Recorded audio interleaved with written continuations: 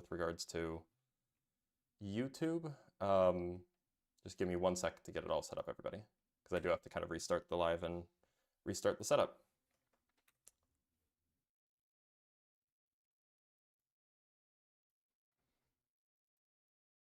It says I'm streaming twice. Sorry, everybody.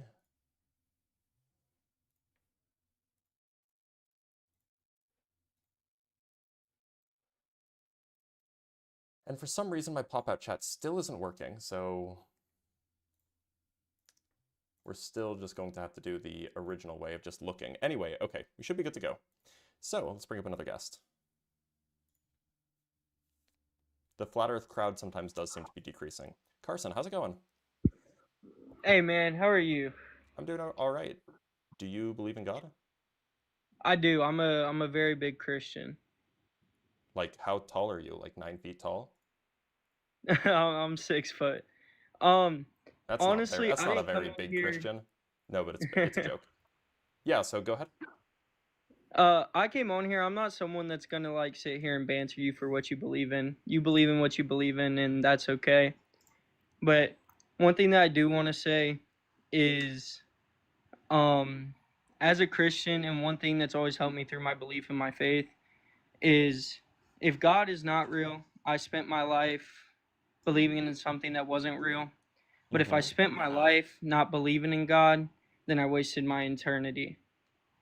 Do you think that that seems so do you think that it's like righteous and justice and moral to send people to hell for eternity for just trusting their reason?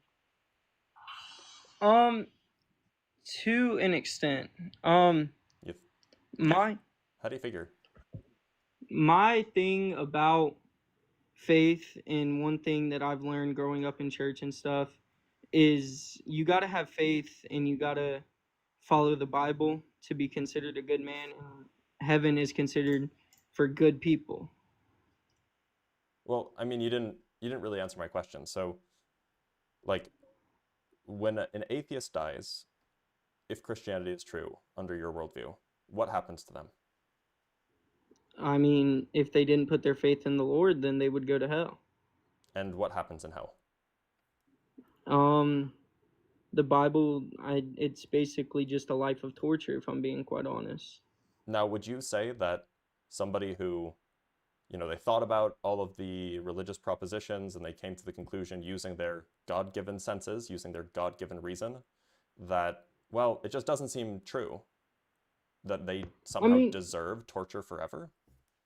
I do understand where you're coming from, and I like I said, I didn't come on here to argue or anything. I that's just what I believe in. Seems like you believe in a God that is kind of coercive. I Like, believe in mean, me or burn in hellfire for eternity, right? It's kind of, that's like kind of abusive. that's just how the God is, and that's just Isn't your God supposed to be loving?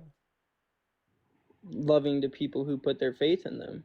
Oh, so he just like doesn't love 95% of the people in Thailand? I mean, if they don't put their faith in the Lord, So why is God racist towards Asian people? He just likes white people more? I mean, I don't really understand that question. Well, most like if you just look statistically, the vast majority of Asian people are not Christian. Yeah. And the reason why that's the case is because basically a historical accident. Jesus happened to be born in a time that was, or born in a time and place that was controlled by the West, by Rome, right? If Jesus had been born in Beijing and, um, spread his word there, then it would be the case that the people who end up in heaven would be, you know, Asian people, more or less.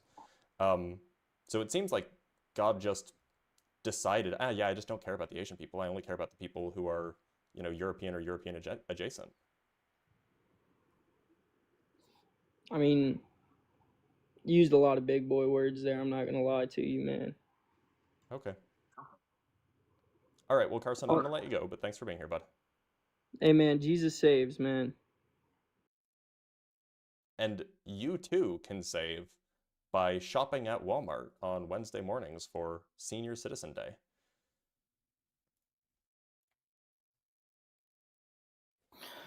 Dr. Artie, how's it going? Blitz. Dr. Blitz, how are you, sir? I'm doing all right.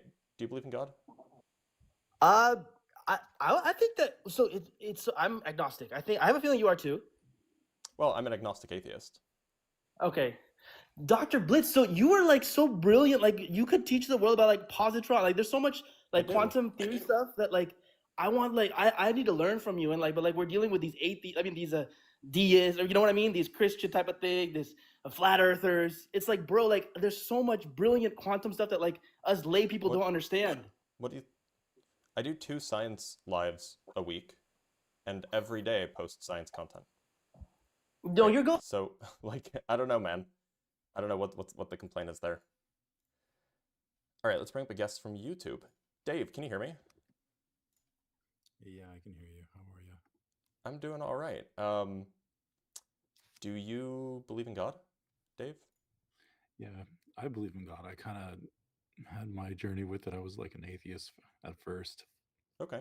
and then I just kind of had it, kind of persuaded myself to take a look at mainstream religions after that. Yeah, so what would you say is like the most compelling reason that convinced you? Sure. I remember there was once a point where I think there was some article that was written that said that we have the computational power to simulate our universe, right? Oh, I don't think that's So, true. well, I mean, In fact, okay, I think it's well, explicitly not even the if you case think that we it's not don't. true, yeah, it's okay. I mean, quantum computing probably brings us a lot closer to that point. No, it doesn't help. Where fair point, but just kind of walk with me on this one. So, Sure.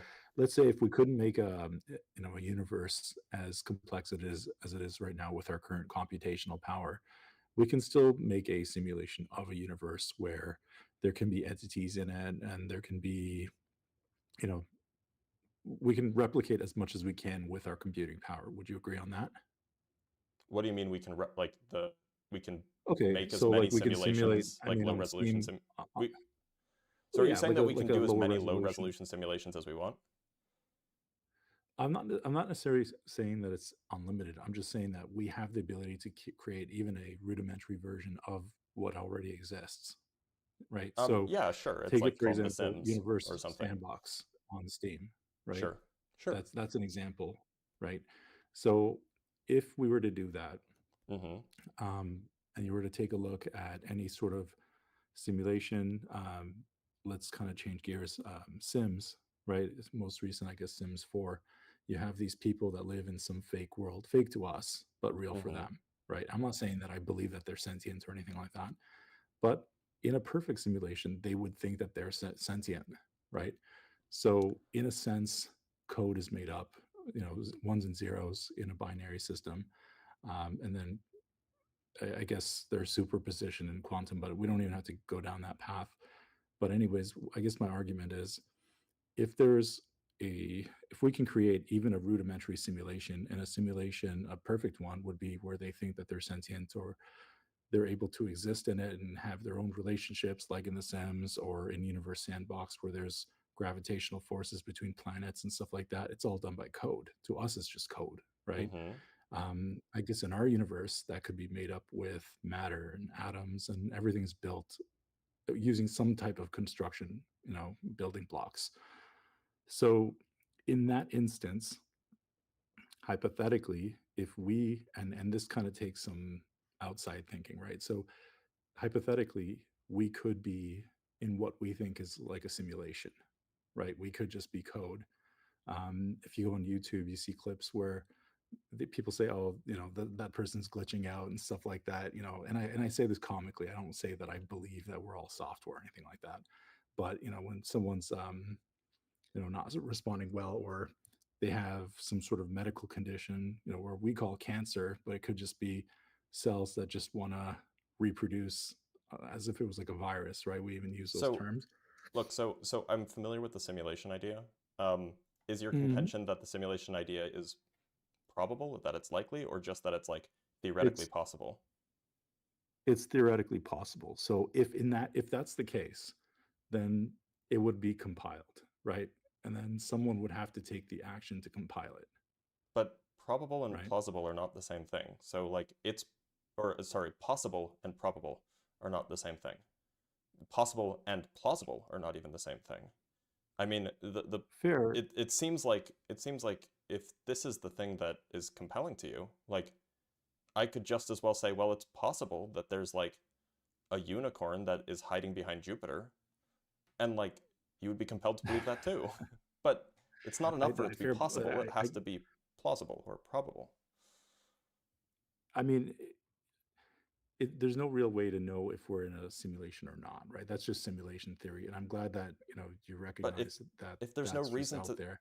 but if there's no evidence supporting it, why would anybody ever believe it? If you're, I mean, if you're in a simulation, would you necessarily know that you're in one? Perhaps, perhaps not. The point still stands. Why would So you ever that's one. believe that you're in? Why would you ever believe it if there's no evidence to support it? Well, I mean, if you're playing The Sims, for example, do they know that you exist? No, it That just doesn't answer my exists. question. Why would you ever believe something that you don't have any evidence to support? I mean, I've never seen Pluto with my own eyes, but I know it's there. Do you think that there's any evidence to support the existence of Pluto? Of Do you think that course. I you could go mean, find it? we, Do you not, think it's that it not, well, it's exists? not direct. No, no, no. Going back to what I said, I've never seen it with my own eyes, but I know it exists. So I suppose it just depends on the frame of mind or how you're looking at it. I mean, you could say, okay, this is reality and this is not a simulation and stuff like that. Sure, but I mean, it hasn't been disproven either. I'm saying there's got But to be that's some not how sort of we come to beliefs, catalyst or right? turning point. Have you I'm disproven the sorry. unicorn behind Jupiter?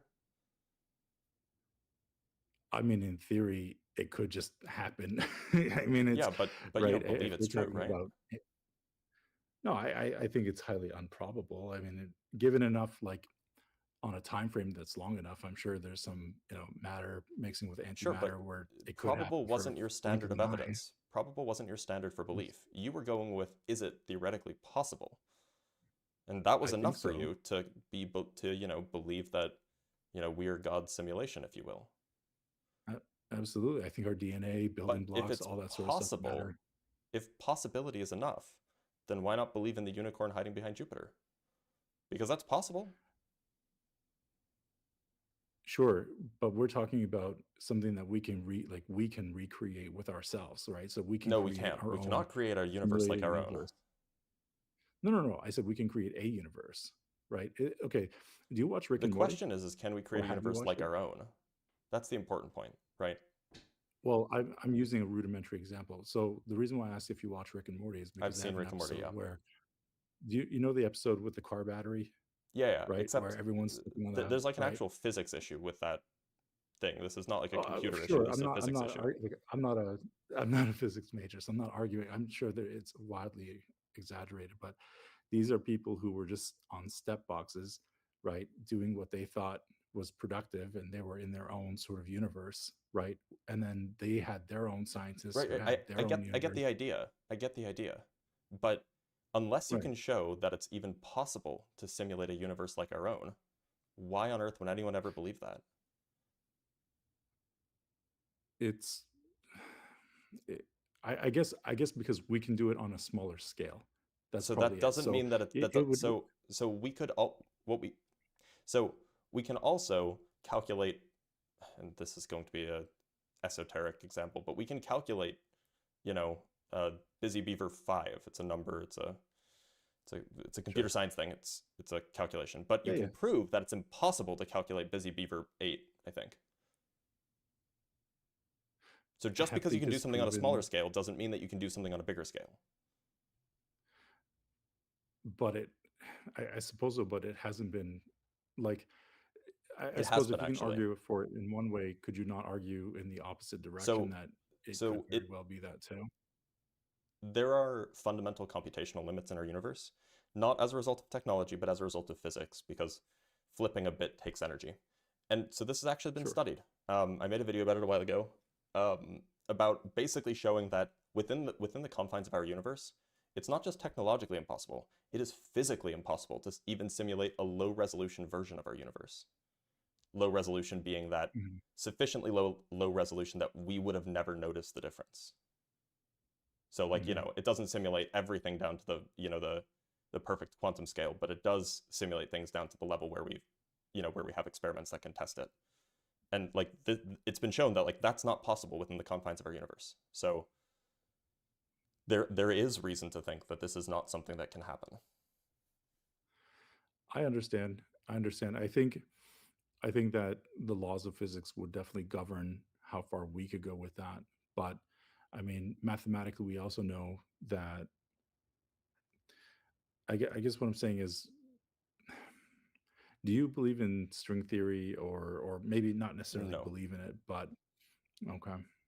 If I mean, I guess the only thing I'm going to be able to do is just draw in other examples where perhaps maybe there are alternative realities or anything like that, but that's something that we can't prove, so it wouldn't really be.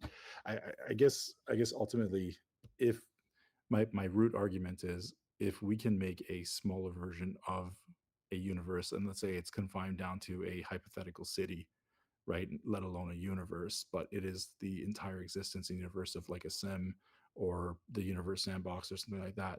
Perhaps that's changing the definition of what is available or what the technical constraints are to that universe. And then perhaps if you were to scale that up, maybe we are just operating within a constraint of whatever computational power it takes to run our universe. And there could be, in fact, perhaps beyond what we can understand, physics that go But beyond what but our typical understanding is. now you're just invoking like, well, if magic is real, then maybe we can. Like we I, just I don't have think any it, reason it to think that any of like there is at least evidence that this is not a thing that's possible. Referencing the video and then the paper that the video was talking about. There mm, is no evidence supporting the idea that this is possible, let alone plausible, right? So it just doesn't seem mm. like maybe this is actually genuinely possible, but even if it's possible, it's not enough for something just to be possible in order to believe in it. At least that doesn't seem rational, right? But how You would should we know instead though if it's establish beyond? that something you should Sorry, establish that something is probable or plausible or likely in order to believe in it. I understand. But I suppose if our understanding of the laws of physics are constrained to our own technical capabilities in how we understand it, and we're learning new things all the time, right?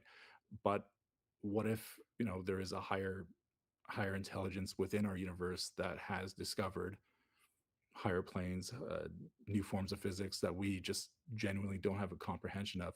And I suppose it's a big what if question, but I guess that's why I believe that there could be a God, right? I'm not saying Christian God or Muslim God or Jewish God or anything like that, but maybe a creator, because I know you said you were an agnostic atheist, Hmm. so perhaps a higher power, But right? like I guess that's what my point is. Like, I think something has to like kickstart it, right? I don't something think has it to kickstart necessarily what? Our universe? always was. Um, yeah, like the existence, yeah. Like, I don't I think it mean, always is or always was, but then doesn't that just push the buck right? back? Like if you say, okay, well, something must have kickstarted our universe and like we're kind of a simulation for it, doesn't that just ask, well, what Mhm. about its universe, the thing that is Absolutely. simulating us? Wouldn't Oh that yeah, no, well, th- that's a you huge have the rabbit hole, you have the right? same Like, issue?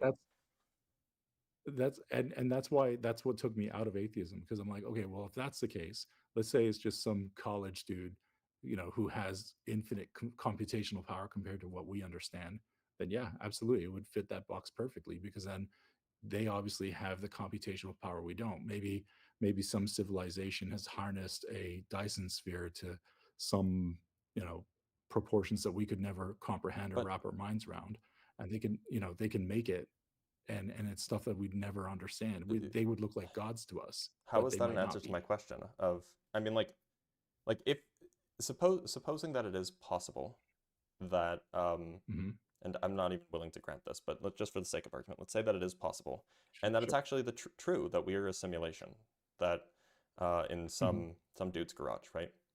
Well, that dude's not God, Sure. right? Like that dude was born. Exactly. That dude will die eventually. Maybe not on our timeline because, well, no, I mean even on our timeline, that dude will die Yeah. eventually. So then, what made his universe? Well, maybe it's a simulation, or maybe That's it's not. exactly. But then the Yeah. point is you either end up with an infinite regress of simulators, or you end up with Yes. something that has always existed, or perhaps had a spontaneous beginning that didn't require a simulator. In either case, But why not that's just the apply point. that to the universe, to our universe? Why do you have to appeal? Like, We all you're doing is pushing the buck back. You don't get any additional explanation. Well, I can see where you're going with this, because basically the time scale could be epic in proportion, right? And you can just keep going back and back and back. But that's almost, maybe, what if it is just like an onion and there's just so many layers to it that But then you you don't just have, keep peeling it back, but then and you then don't have any additional explanation, right? Like right. But I'm just saying, the hypothesis it's just doesn't, beyond human comprehension. but the hypothesis A doesn't simulation doesn't explain know that anything it's a better than just simulation. saying our universe has always existed.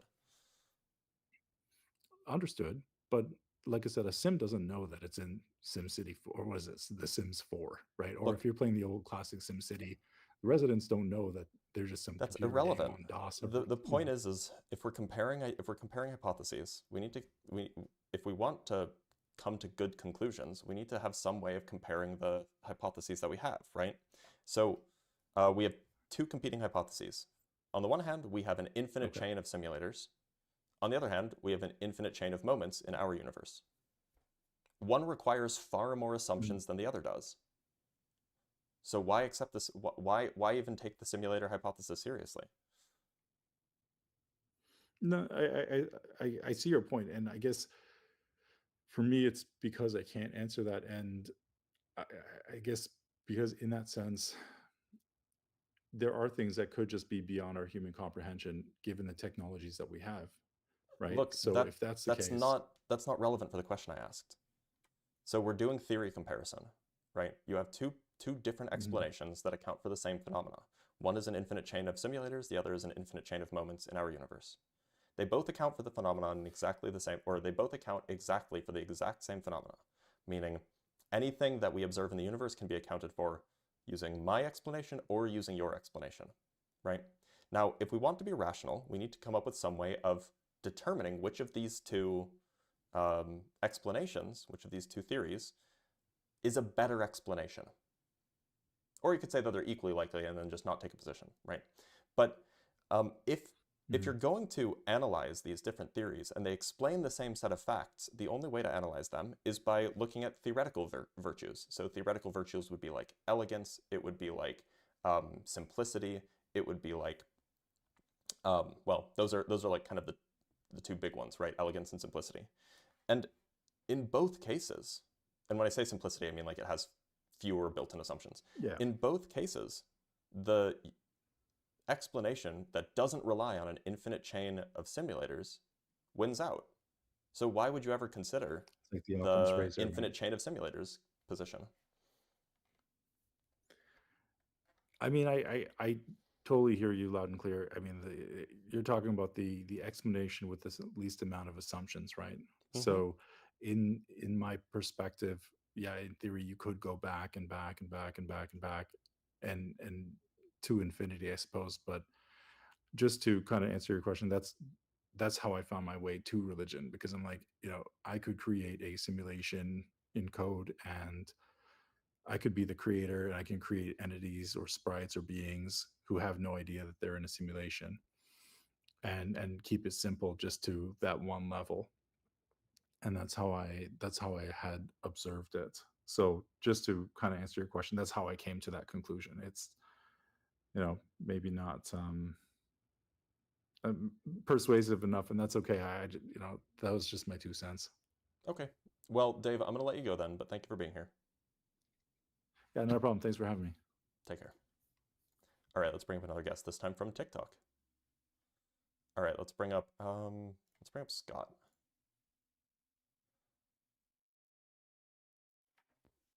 Scott, how's it going? Hey, how's it going? You good? I'm doing all right. Actually, Scott, sorry for bringing you up and then doing this, but I have to. There's two super chats I want to read first. Is that okay? Yeah, cool. So we got one super chat from Fears Interaction for $10 saying, "Does eternal hell experience entropy, and how would that affect conservation of energy?" Sorry, this isn't Ask a Physicist Day. Is it? It's a good question. I suspect the laws of physics don't work in hell, but maybe it's a good question. And then from Garba Gaiman with the 5 Canuck bucks, "Infinite towers have been stuck in the multiverse, Marty. Infinity towers have been struck in. Why can't I read? Infinity towers have been struck in the multiverse, Marty." I can't do a Rick Sanchez voice, but thank you for the five Canuck bucks. Right, Scott, how's it going? I'm well, thank you. I've not joined a debate of this nature before, so it's a little bit exciting, but Well, let's be here. I will be happy to be your first. Um, hmm so do you believe in God? I think a lot of the discussions that I've heard so far, and in regards to this, is kind of talking about like a monotheistic approach to things, right? Like a Christian God. That's not the approach that I'm wanting to discuss today. So Um, the thing that I'm atheist towards is some sort of mind or minds that created the universe or is in some sense responsible for the universe. okay, So if you're referring so to from something my else, then it might position, just not be the thing that I'm talking about. what I am referring to what you're talking about, but I think Okay. it might be a little bit different to what's been discussed so far. So when you say Um, so what properties does this God or gods have under your view? so from this perspective, is kind of a rejection of materialism and objective reality, and is the view that all of reality is just mind, is just subjectivity, and that there's no objectivity. And so this mind, reality, and all of our shared existence is just part of one mind. That's So my view. I mean, that can be your view if you want it to be. That's fine. But from somebody who has an overwhelming intuition that, like, yeah, this phone charger exists, whether or not I'm hmm looking at it. What am I supposed to? How am I supposed to engage with something that just defies every single intuition that I have? Right, yeah. So you're wondering about the fact that we can both have a shared experience of something that's external to us. Like Definitely seems that we're way. both yeah, we're both on the same call right now, right? And it Yeah. seems like there's a correlation there that we're both perceiving the same thing. So from this view, you can argue that if we both sit within the same mind, then the shared thing that we're perceiving is also within that mind, if that makes sense. But So our I'm confused. What does it mean separation to is, be within the same mind? I mean, like, I have a mind, and it seems like it's distinct from yeah. yours because you and I don't have identical experiences. What does it mean hmm to be yeah. within a mind?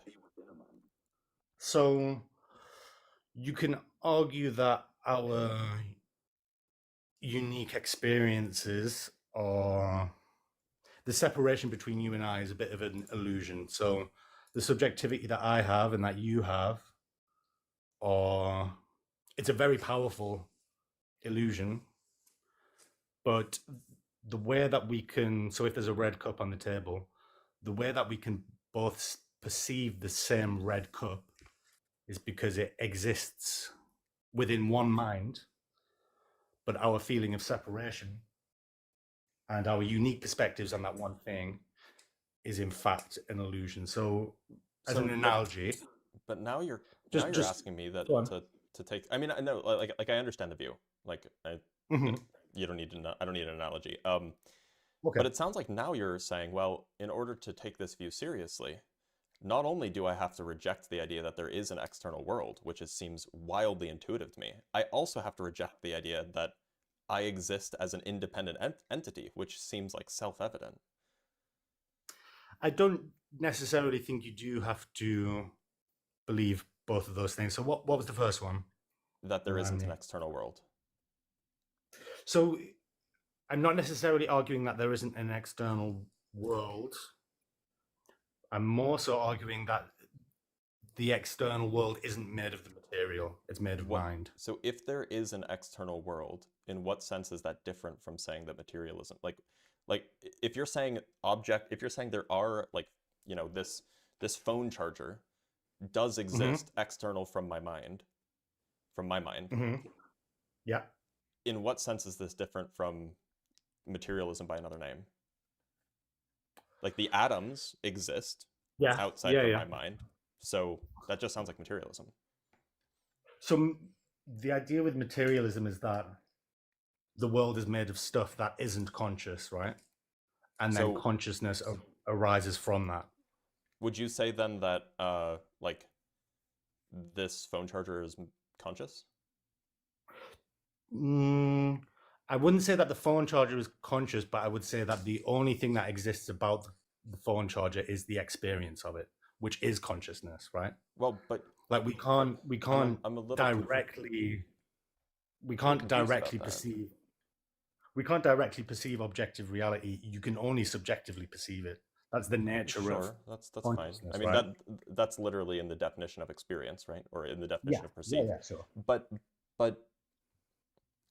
so does the experience of this exist when nobody's looking at it? Oh, that's a classic one, isn't it? Let me Yeah. have a think about that. Does the experience exist? No. Okay, so you're not saying you're that going it for exists mixed- outside if of you- my mind. Sorry, could you repeat that? So you're not saying that exists outside of my or any human's mind.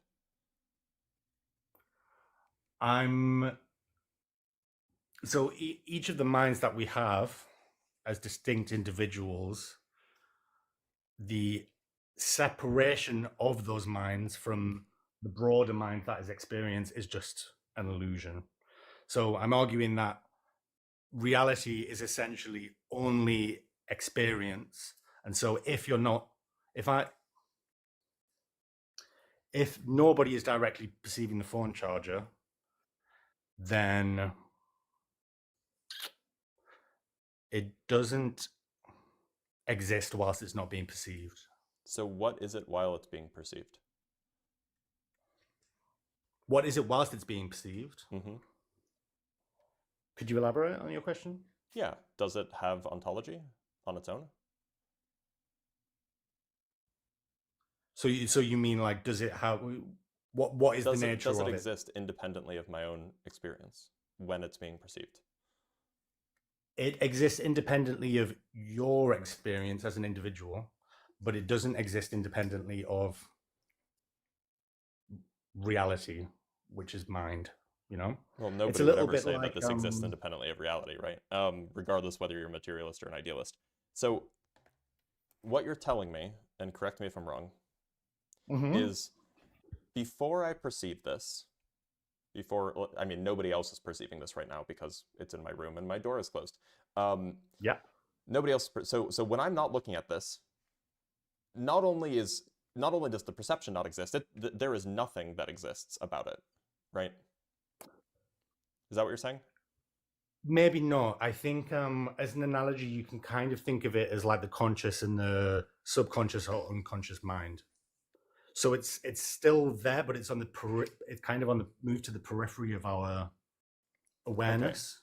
So and only when you come back to the phone charger does it then move from the unconscious into the conscious mind. That make sense? Okay, so it does still exist in some sense. Yeah, in some sense, but not in a way that we, not as in a way that individuals, anybody's aware of it, which is fine. Yeah, nobody's aware of it. Yeah. So maybe you would call it subconscious. Okay, fine, but it does still have some sort of existence. And what is the mechanism by which something enters the universe's awareness? Yeah, that's a good question. That's a really good question. Which, I don't have an answer for, and I don't think materialism has an answer for that either. Well, I think materialism does, right? So under materialism, this thing just exists. It's just there in the universe. There's no sub-existence that is, separate from regular existence. And then it just happens to be that when a person with a mind comes around and looks at it, their eyes are receiving the photons that were there anyway. And so it just triggers an experience in the mind. So the materialist view definitely has an explanation as to what the mechanism is that causes it to be perceived.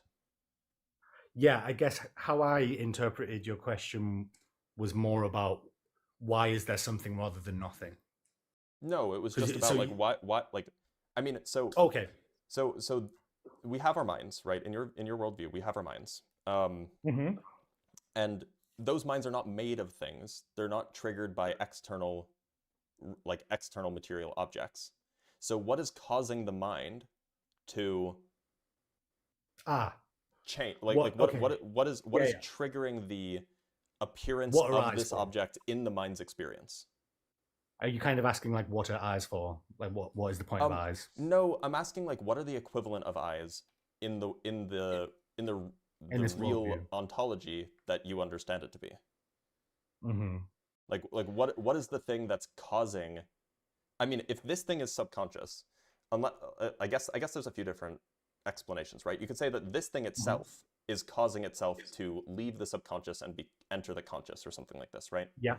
You could say that the mind is the mind that's doing the observation is somehow finding something in the subconscious and pulling it out. Yeah. Or perhaps there's a third explanation that I can't think of. So I'm just asking, like, what's the mechanism there? I think so. I think there's a process whereby it moves from the unconscious into the conscious.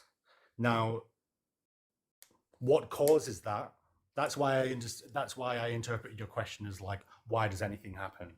You know, like what? Well, yeah. Why is it that? Zooming out? That's one way to think about it. Yeah. Yeah. So, and I don't have an answer for that, and I don't think anyone does. You know. Well, but the Like, materialist why is does, it- right? The But if materialist you has take an that, explanation as to why experiences, if you take the eternal, not the eternal, the ultimate materialist view that like experiences are just like brain patterns. Mhm. If you take that view, then the materialist absolutely does. There's just stuff existing, obeying laws of physics, and sometimes that stuff existing obeys laws of physics in a way that makes the brain do a funny thing. Sure, but then if that was a decent explanation, then we wouldn't have the problem of consciousness, would we? Well, Like, I mean, science look, so hasn't it's explained consciousness. so I should be super clear.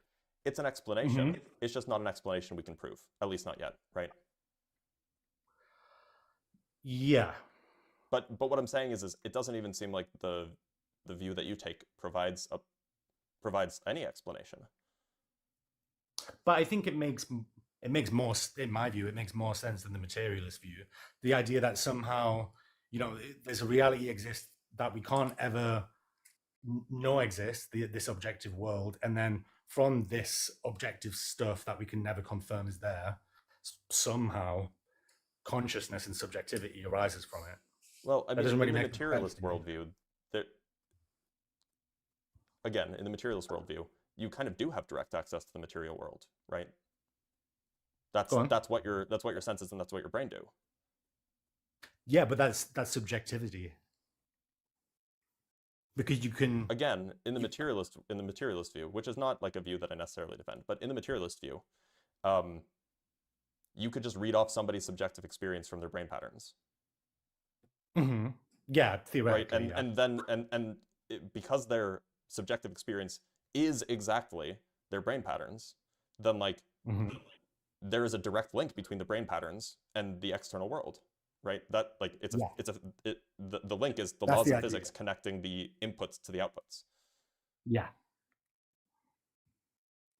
So I mean, like at least in that view, and that view might be extreme. I don't know if I adopt that view, but at least in that view, like there is a reason to think that you have that you can observe the material world in a direct way. So then why is what so sense experience can only ever be subjective, right? Not under a materialist view, or at least some kinds of materialist view. No, but I think materialist. This is what I'm arguing is this is where materialism gets it wrong. I'm arguing that we know a priori from experience that sense, so touch, sight, sound, etc., is its substance is distinct from this kind of objective world that apparently exists out there. How are you? So when you say so when you say subjective, you just mean that like it's not accessible to anybody else? No, by subjective I mean like qualia. Well, but so the question is whether or not we can figure out what these things are, right? And like a materialist will just say, yeah, qualia is just brain patterns. That's just what it is. Yeah. It's just And certain so, brain but patterns. I'm So- arguing that that's not that's not a correct or convincing view. Well, but so what's You know? incorrect about it?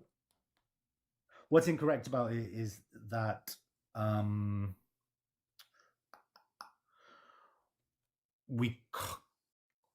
and the basis of my view is that we can't ever confirm or know that the objective world exists because we only ever experience qualia. So everything, all of reality is just qualia, right? Well, look, so saying that we can never confirm or know something does not mean that it's not true, right? Now, you Yeah, might not have a that's good correct. reason to justify it, or you might not have a good justification. That's a separate question. You might not have a justification for believing it, right? That's a separate question. But the point stands is that like just because we only have access to our own experiences doesn't have anything to do with whether or not it's true that those experiences or it doesn't mean that it's false that those experiences are directly linked to some material state, right? Not necessarily, no. But there are more simple explanations. Simpler right what? now I mean, we're you mean jumping like from- you mean simpler ontologically? Yeah. So right now we're jumping from there is this objective world that we can't know, and from that somehow qualia arises. But how we jump from this cold stuff that like this yellow chair in front of me, objectively isn't even yellow because yellow is an Well, experience. yellow it's a category that we came up with, right? Yeah, but that's what I'm saying. Like objectivity is so absurd, we can't even wrap our minds around it because we only ever perceive reality through subjectivity. So to jump somehow from this objective world that we can never know, that somehow qualia and experience arises from this. Look, so the claim that we can never know it. The claim that we can never know it is that's a claim that you'd have to justify, right? I mean, like if we're using like like an ancient definition of knowledge, a justified true belief, well, you could provide some level of justification.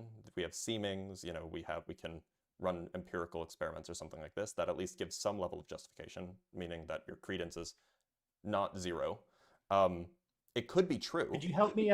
Sorry to interrupt. Could you help me understand what you mean by justification? I don't know. Yeah, just some reason to believe something that's based on some perhaps some maybe we could say some rational reason to believe something. Like empiricism, for example. Yeah, like I mean, like we could use like some sort of Bayesian analysis, like on the materialist worldview, would we expect XYZ thing to happen? And then we go out and we check, does XYZ thing happen? And if so, that's a good that provides evidence for the worldview. Now it might provide evidence for other worldviews too, but it at least provides some degree of evidence for it. So So look, so if you have some level of justification, maybe it's not like certainty, but some level of justification, and if it happens to be true, and if you believe it, well, I mean, at least classically, that's just what we mean by knowledge.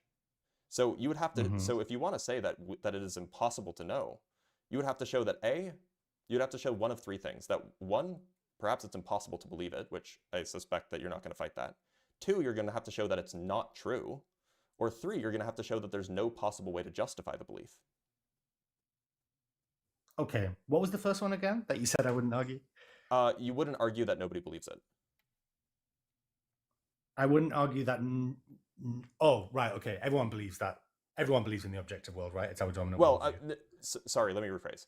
In order to have knowledge of something, you must have again, classically, perhaps not the best definition, but classically you might say that you have a justification for believing it's true, it is true, and you have the belief that it's true. Now, there are people who have the belief that it's true. So, like, I don't think that you would disagree with me on that, right? Have the belief that there is an external material reality. I don't disagree with you on that. Yeah, okay. So the question then is it is it the case that like if you wanted to show that it's not possible to know it, then you would have to show that it's either not possible that it's true, or it's not possible that you can justify it. Okay, so I think I'm arguing that it's not possible that it's true. Oh, well, that's a go ahead then, I guess. Because So if I'm that understanding seems like a lot correctly, harder than arguing that it's not possible to justify. I might not be following what you're saying, but we'll soon find out. So I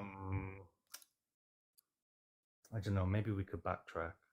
So I'm arguing that we can't ever come to know the objective world. Well, so to be clear, Do you understand my claim? so yeah, but I don't think it's relevant for what you claimed that you wanted to do.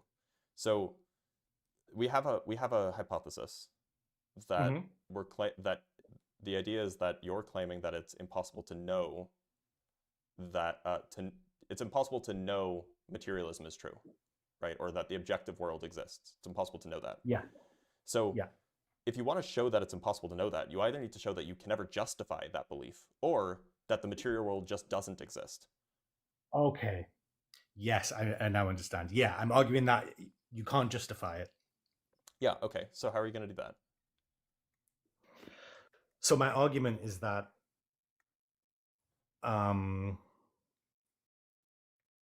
is that consciousness and qualia and experience are at the like primacy of our existence. It's the most immediate thing. Yeah, sure.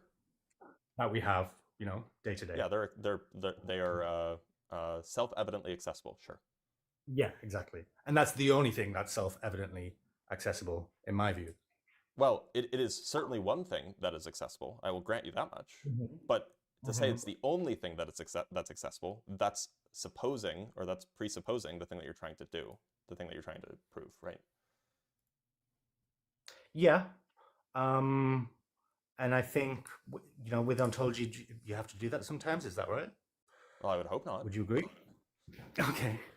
Why would you hope that? Tell me more. Well, I mean, like, look, if you have to presuppose your worldview is true in order to show your worldview is true, then that just doesn't, I mean, like, maybe that gives you a coherent view, but it doesn't give anyone else who doesn't share your view a reason to agree with you. I guess I was understanding what you were saying more so in like an a priori sense, like a classic kind of Cartesian thing of like, I know that I experience things. Yeah, so I agree, absolutely. We experience things. At least it seems like we experience things, right? Maybe we're all deluded and these aren't actually experiences or something, but for the sake of argument, sure, we definitely experience things. The question then is can we use those experiences to justify the existence of an external world? Do you agree that experience is subjective? And the way that you used subjective earlier is that it's like that it's like that it's kind of qualia. It's like sense. Well, but I mean, the materialist will say that qualia is not subjective. I don't think a materialist would say that. Well, some breeds of materialist would. They would say, "Oh, qualia is yeah." just a particular brain I state." mean, that sounds kind of crazy to me. That they're arguing that experience is made up of the same stuff as like a table. That's crazy. It's dualism, right? It doesn't seem any crazier than saying that the table is made up of the same stuff as experiences. No, but you can only ever experience the table.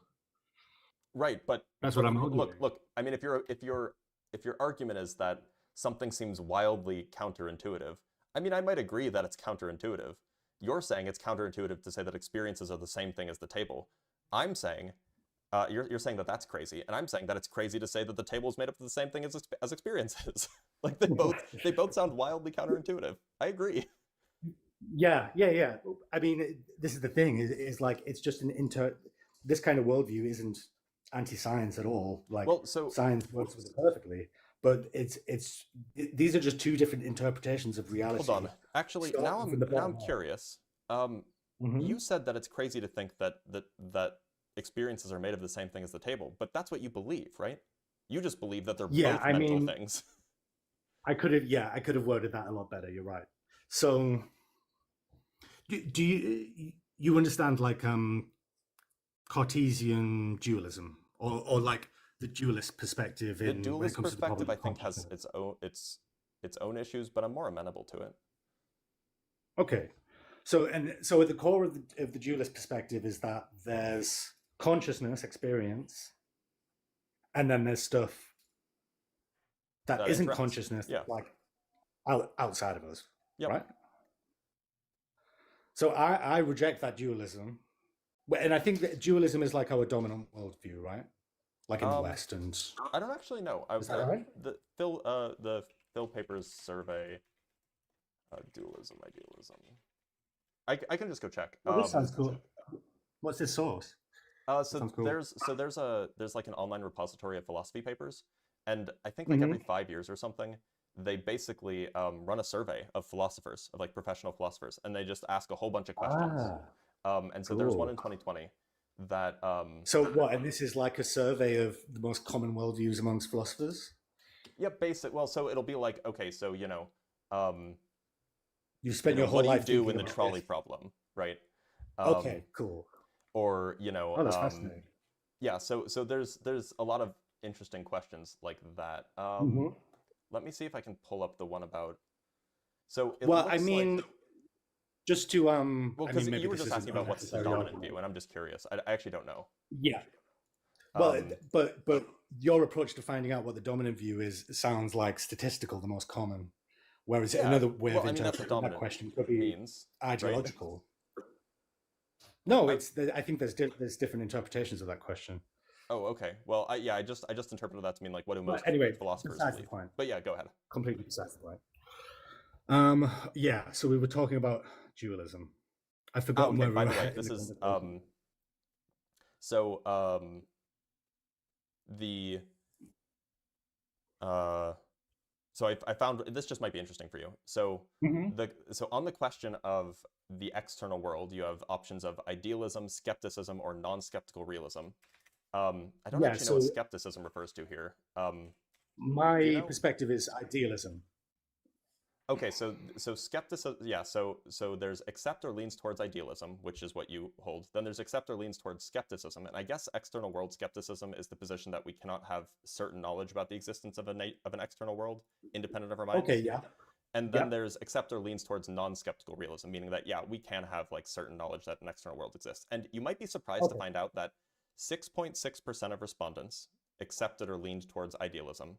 5.44% accepted or leaned towards skepticism, and 79% accepted or leaned towards non-skeptical realism. So like it seems like, at least amongst philosophers, most of them just accept that there is an external world. Yeah, sure. I think mean, like that doesn't make it correct, but at least like that seems to be the dominant view amongst philosophers. That seems to be the most common. Yeah. I suppose how I'd critique that. I mean, I'm kind of from a social sciences background and I'm a Marxist and etc. I would say that the most common view amongst philosophers is going to be like heavily influenced by ideology and the way that we run the world and etc. etc. You do the same survey in ancient Greece and it would have been completely different. Yeah, probably. Yeah. And I suppose why I argue that is because essentially those three different worldviews,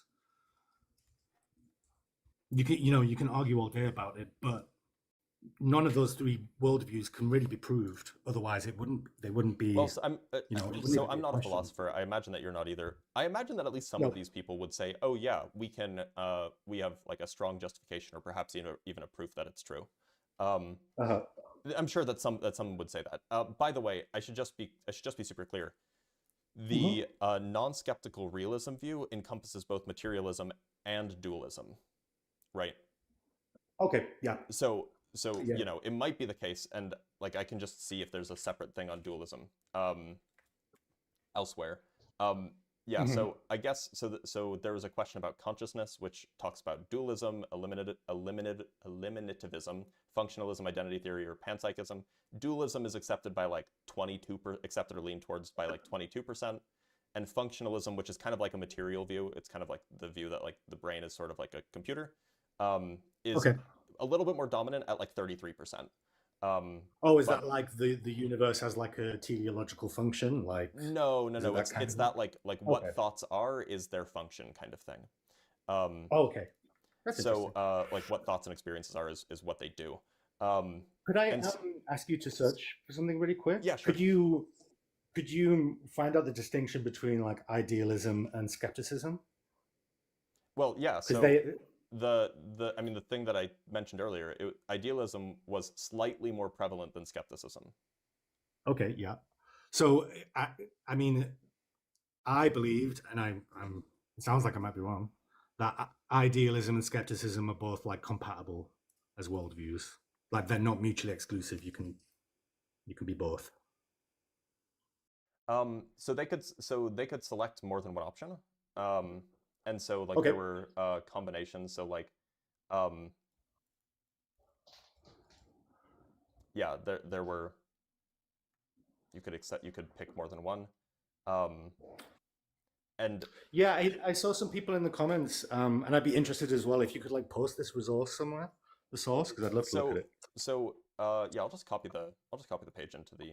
It's really interesting. Like the like Phil surveys. Like obviously it's not. It doesn't tell you what's correct, but it is certainly interesting. So Uh-huh. so I'll plug myself. I have a Discord server. If you're watching on YouTube, Oh, you can go cool. to the link in my bio or the link in the description of the YouTube video that you're watching on. If you're on TikTok, Yeah, let me go to yeah. the link tree in my bio, copy and paste the Discord link into a browser. I'm gonna post this in the live channel, just the link to the 2020 Uh-huh. survey. I can also send it to you just Cool. well, yeah, you're on TikTok, so yeah. I mean, join the Discord server and you can find the link afterwards. Um, but yeah, so it's certainly an interesting place to get a feel for like what philosophers are thinking. Mm-hmm. But Scott, I Yeah. feel like I should let Good. you go because you've been on for a Okay. bit, and Yeah. I mean, surely it's an interesting conversation, but I don't think either of us are going to Mm-hmm. have an answer, right? No, no, no. Of course not. All right. Absolutely Well, not. thanks for being Yeah, here, it's been a Scott. pleasure speaking to you. Take care. Katie M365 is a big yapper. We have a big yapper in chat. I love big yappers. By the way, if you want to support me, there's good ways to do it. Joining the Discord is one of them. Liking the live, whether you're on TikTok or on YouTube, is another way. Um, and oh no, wait, what just happened? And also, there are ways to financially support me if you want to do that. Of course, you don't have to. All right, let's bring up another guest. It doesn't look like Katie's in the box, so we'll have to move on to another guest. All right, let's talk to Tressa. Tressa, how's it going?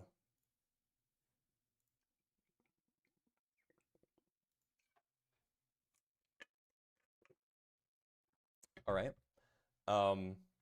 Tressa's not here. Let's bring up a guest from YouTube then. Sheer incompetence. Sheer incompetence. Can you hear me? Um, um,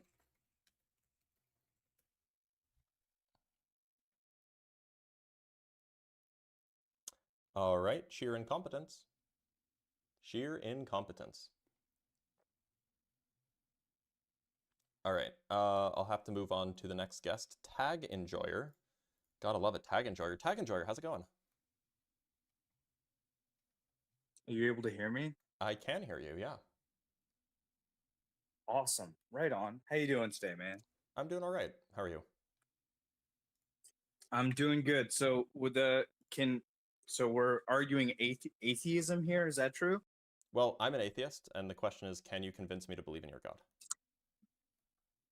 In my God. Okay. Well, yeah, whatever 'Cause version a of lot God of you the believe tag in. arguments I hear. Yeah, a lot. Oh, where'd you go? You there? Hello? Hello? Hello? Hello? Oh, where'd he go? All right, I'm sure he will be back.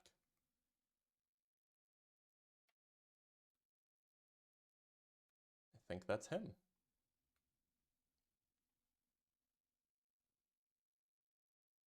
Just gotta let him type in his name really quick.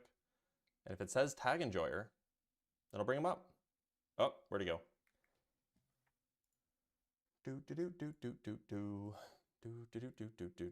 Everybody loves a good tag conversation, don't we? The Holy Spirit cut his Wi-Fi. I actually think it was just a guy named Jesus who cut his Wi-Fi. He doesn't read these at all? Sure I do. I just did.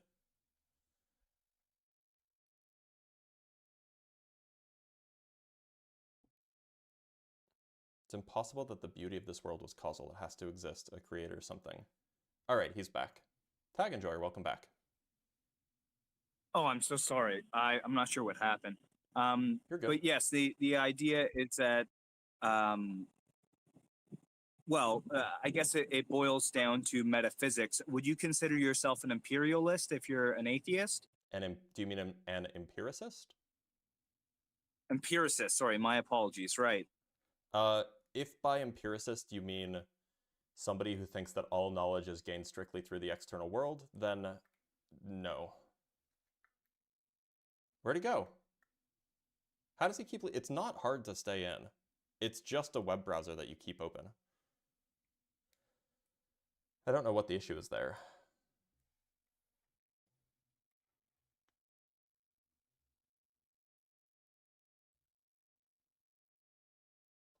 I yearn for a tag argument. I yearn for it.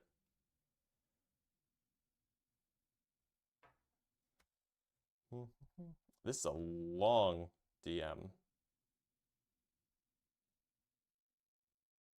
Oh, this is Dina. Dina was messaging in chat. Okay, Dina, I will not respond to this yet.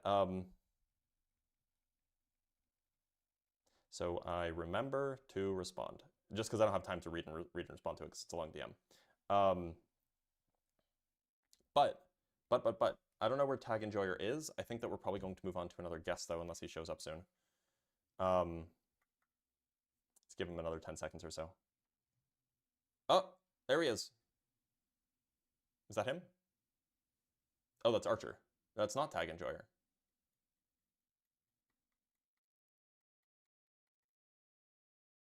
All right, well, let's bring up a guy named Peace who says, I'll take it easy on you.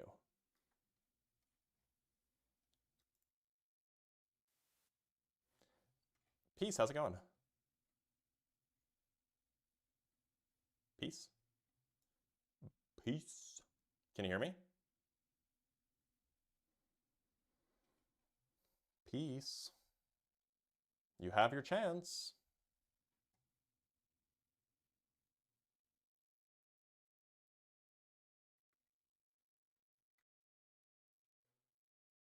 All right, Peace is gone. All right, there was somebody who, a mod suggested, invite Trevor up. Who's Trevor? Trevor. Trevor, who are you? Say something. Okay, I'm supposed to bring you up.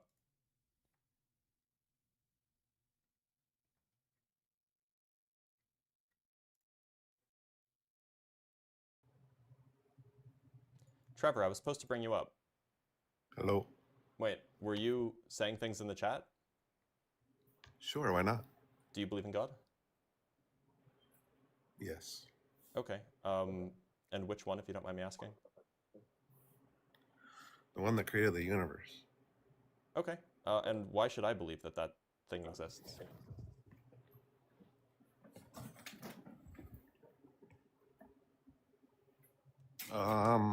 You shouldn't. Oh. Okay. Thanks for being here. Okay. All right, we're supposed to bring up Tony. Tony. Tony.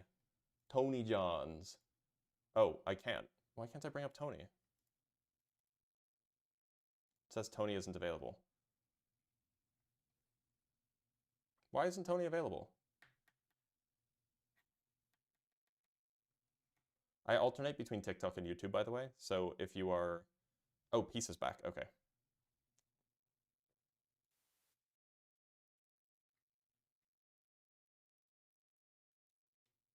Oh, Tag Enjoyer's back. Great. Okay, we can talk to Tag Enjoyer, who we've been waiting for. Tag Enjoyer, welcome back. Hello, hello. Are you able to hear me? I am able to hear you. Is your computer okay? Yes, I was on my phone earlier. It kept on timing out and I don't know, kicking me back to the lock screen. That's weird. But hopefully this is a little bit better audio. I agree. So you asked the last feller if he believes in God. I would say affirmative. I definitely do. Mhm. The transcendental argument itself, I haven't really put it to the test, but it Sure. seems to be a really good explanation for a worldview, like a paradigmatic worldview. I'm curious. So, what is your position with regards to worldview? Are you asking what my worldview is? Yeah, like how would you account for metaphysics, something that Which is part? you can't see under a microscope? Like, are we talking about like The ontology, laws of logic epistemology? themselves, as an example. So I'm a Yeah, the nominalist. epistemology of the laws of logic. So I'm a nominalist. So I take the position that like these kinds of things are constructions of minds. I actually Constructions of suspect that minds. you Okay, probably so take the same view too, right? that I believe in first and secondary cause. So like the cause of the universe being God, however we do have free will individually, like a secondary cause, Mm-hmm. if that's how you mean. No, I mean Okay, so do you um where do you think that logic comes from? I think logic comes from God. I think that we're able Which to part of God? interact with Like logic just because like what like in when you say from the God, like is it from God's like big toe? mhm. We are made in God's image. We are created by him.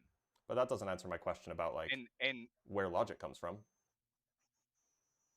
okay, so I had it explained to me once as like the God would be a person. His image of himself in his mind is the second person, his begotten Son Jesus, and the love those two share is the Holy Spirit. So in this idea, God would be a person that does have logic. And because we are made in his image, in his mind, which is what the universe is, then we are, in effect, able to interact with logic because the circumstance of the universe is logical because God is logical. Sure, but That's where the does argument, God I get his logic suppose. from? He is logical. I don't know. Where does he get his omniscience from, right? I don't know. There is no real knowledge Oh. to that, right? I mean, Well, I but suppose then we why would use can't I just say scripture like, to look, interpretate that. why can't I just say, look, we get our logic from the existence of our own agency and our own minds? Because that would be, well, we would understand that the world and our minds are don't really have much of a better of account than that, if that makes sense, right? Like, Well, no, I would mean our minds be random? they seem equally accounted for. So when we're talking about God, you don't have an explanation for why God has logic. And when we're talking about the human mind, supposedly, I don't have an explanation for why humans have logic. So seems like we're in the same boat. Right. So the idea here is what on a paradigmatic level, on a worldview level, would explain the universe that we have the best, right? So you're Mm-hmm. saying that each individual is God in a way, right? So No, I'm not saying everything is that. subjective in that worldview. I don't know. When you say subjective, can you elaborate what you mean? Do you Like, mean just like is subject is to my is a my mind? logic as a individual agent the same as your, or different than your logic as an individual agent? Like, what is the arbiter of what logic is if each one of our logics is subjective to our persons? I think that there's probably some aspects of logic that we probably can't get away from, and those just might be a The consequence of laws of being an logic? agent. No, sorry, don't. I was explaining. I'm Those might I'm just be a I'm consequence of sorry, you're being an right. I agent. don't want to Having an interrupt. identity probably requires some sort of notion of identity, which then you can extrapolate to the law of identity. Um, but then there's other things like the law of the excluded middle, which not everybody agrees upon. So in some sense, I would say that at least some of them are subject to change, absolutely, or subject to, you can reject it or you can accept it or whatever you want. Some of them might be more There's rigid, and subjectivity to them. Okay. yeah. Okay. So there's an idea that But how does your wait? if How does your worldview account for that? I mean, like, you're just saying God has these laws, but like, couldn't God just decide to make them different? well, yeah, that's kind of the difference between the Old and New Testament, right? You have the Ten Commandments, and then you have Jesus through Pauline teachings talking about what the spirit of those commandments are, right? The difference So between, uh, under your sorry, worldview, the you were laws of saying logic are subjective then, right? They're subject to God's whims. they are subject to God's whims, right? But God is the moral arbiter of logic itself, I would What do suppose you you mean would say. moral arbiter? Where did morals come in when we're talking about logic? Or sorry, he is what logic is. He is what truth is, right? So Could God because, change like the I laws of mentioned, we logic? live in his mind. Can God change the laws of logic? Could God change the laws of logic? Hmm. Could he make a boulder big enough that he can't lift, right? Um, Or could he just that's make the a law that's a of the good question. I'm not. excluded middle false? Could, well, probably not, right? Because isn't that a law? Like, there, you wouldn't Well, be no, I able mean, like, to there change are something like like that. logicians who That's reject why it, it's for a law. example. Yes, but I don't know if I agree with them. Do you have a good argument for why that would be the case, that the Well, law of the excluded middle isn't true? so there these are axioms that are either accepted or rejected. Hmm. The point is the law of the excluded middle, like, there's it's not a justified thing one way or the other. Like, I would challenge you to justify the law of the excluded middle. Um. Okay, so I would say, utilizing my worldview, I'd be able to interpret that they are the case. So if it is true that we are existing in the mind of God, um, and that's kind of our universe in that idea, then if he is logical, then that is a proponent of the world he's created, and we are able to interact with that because we're created in his image. I think that's But the idea behind it. how do Like, you know that that he seems, instantiates the law of the excluded middle? How do you know it's true? well, because I would Maybe he look at the doesn't world and see instantiate the law that's of the the case, right? excluded middle, right?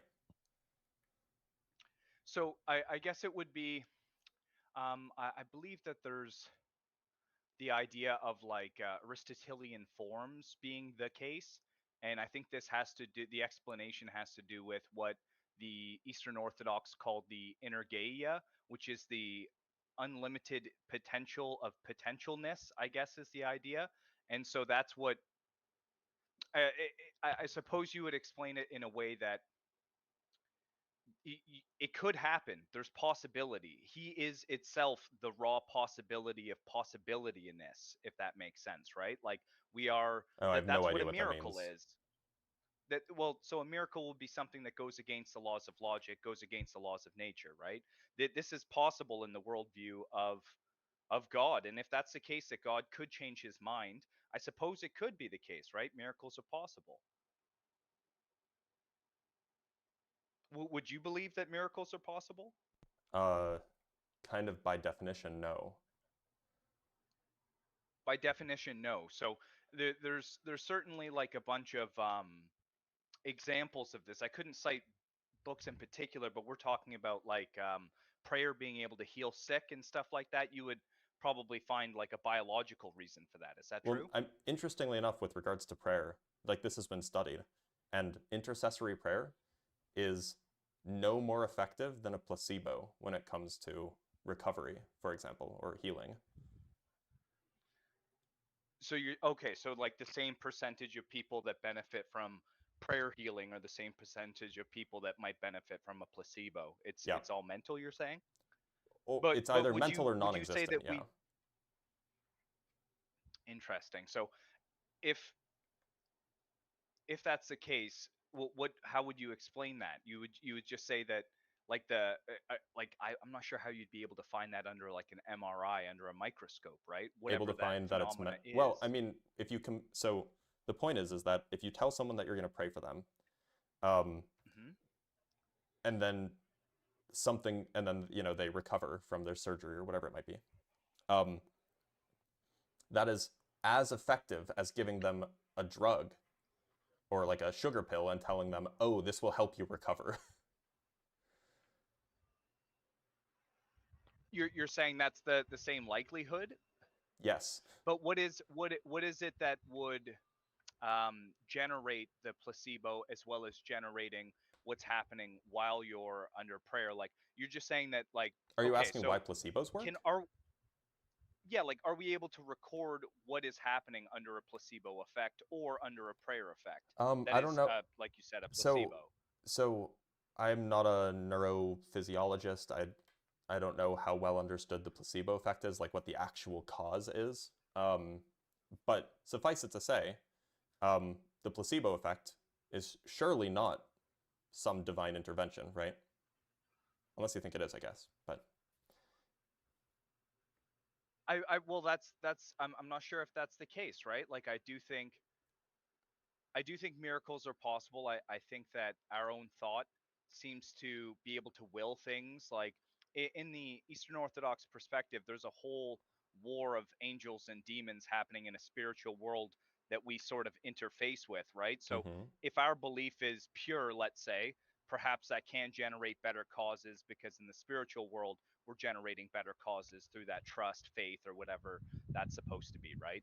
Um, and I mean, in that suffice case, it to so say, if it seems like saying words over somebody doesn't do anything more than just giving them a fake pill.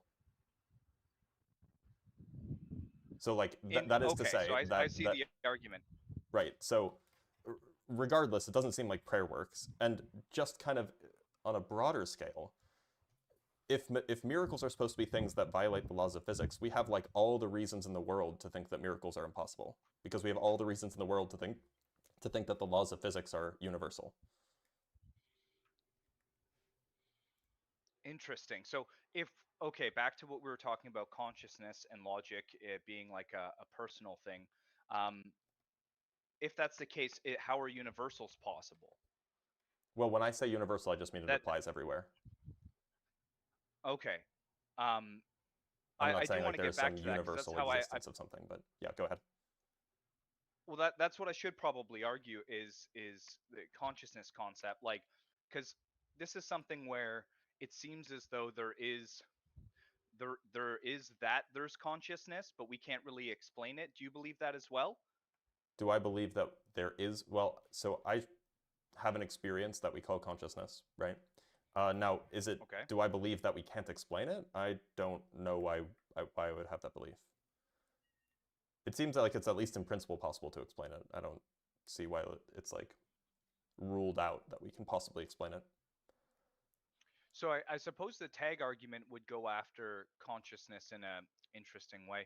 The idea behind this is metaphysical categories need to be accounted for, and the Hmm. best explanation for that is God's existence. And as a nominalist, you would refute that by saying which? I would just give a different accounting of these things. But I mean, Like we like something to like a brute fact, like logic is just I would a say logic is circular brute I would say fact. that That's the logic is epistemology of it. so it depends on which kind of logical conception we're talking about.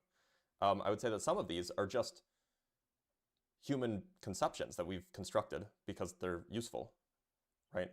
The law of Okay. identity, I think the law of identity might actually be built in just by the fact that we are singular. We have an identity, right? So the law of identity might just be a requirement to be an agent, and so that just might be part of what it means to be an agent. But the point is you weren't able to account for these things either, right? So Well, no better why than should you, I right? accept? So we're Well, kind of right, yeah. So why should I accept that your worldview is in any way stronger than mine?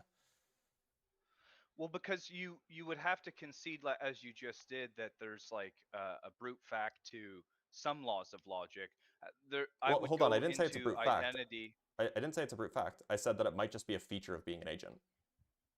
Like that just might be part of what it means to be an agent It is to just have an identity. is. Yeah, sorry.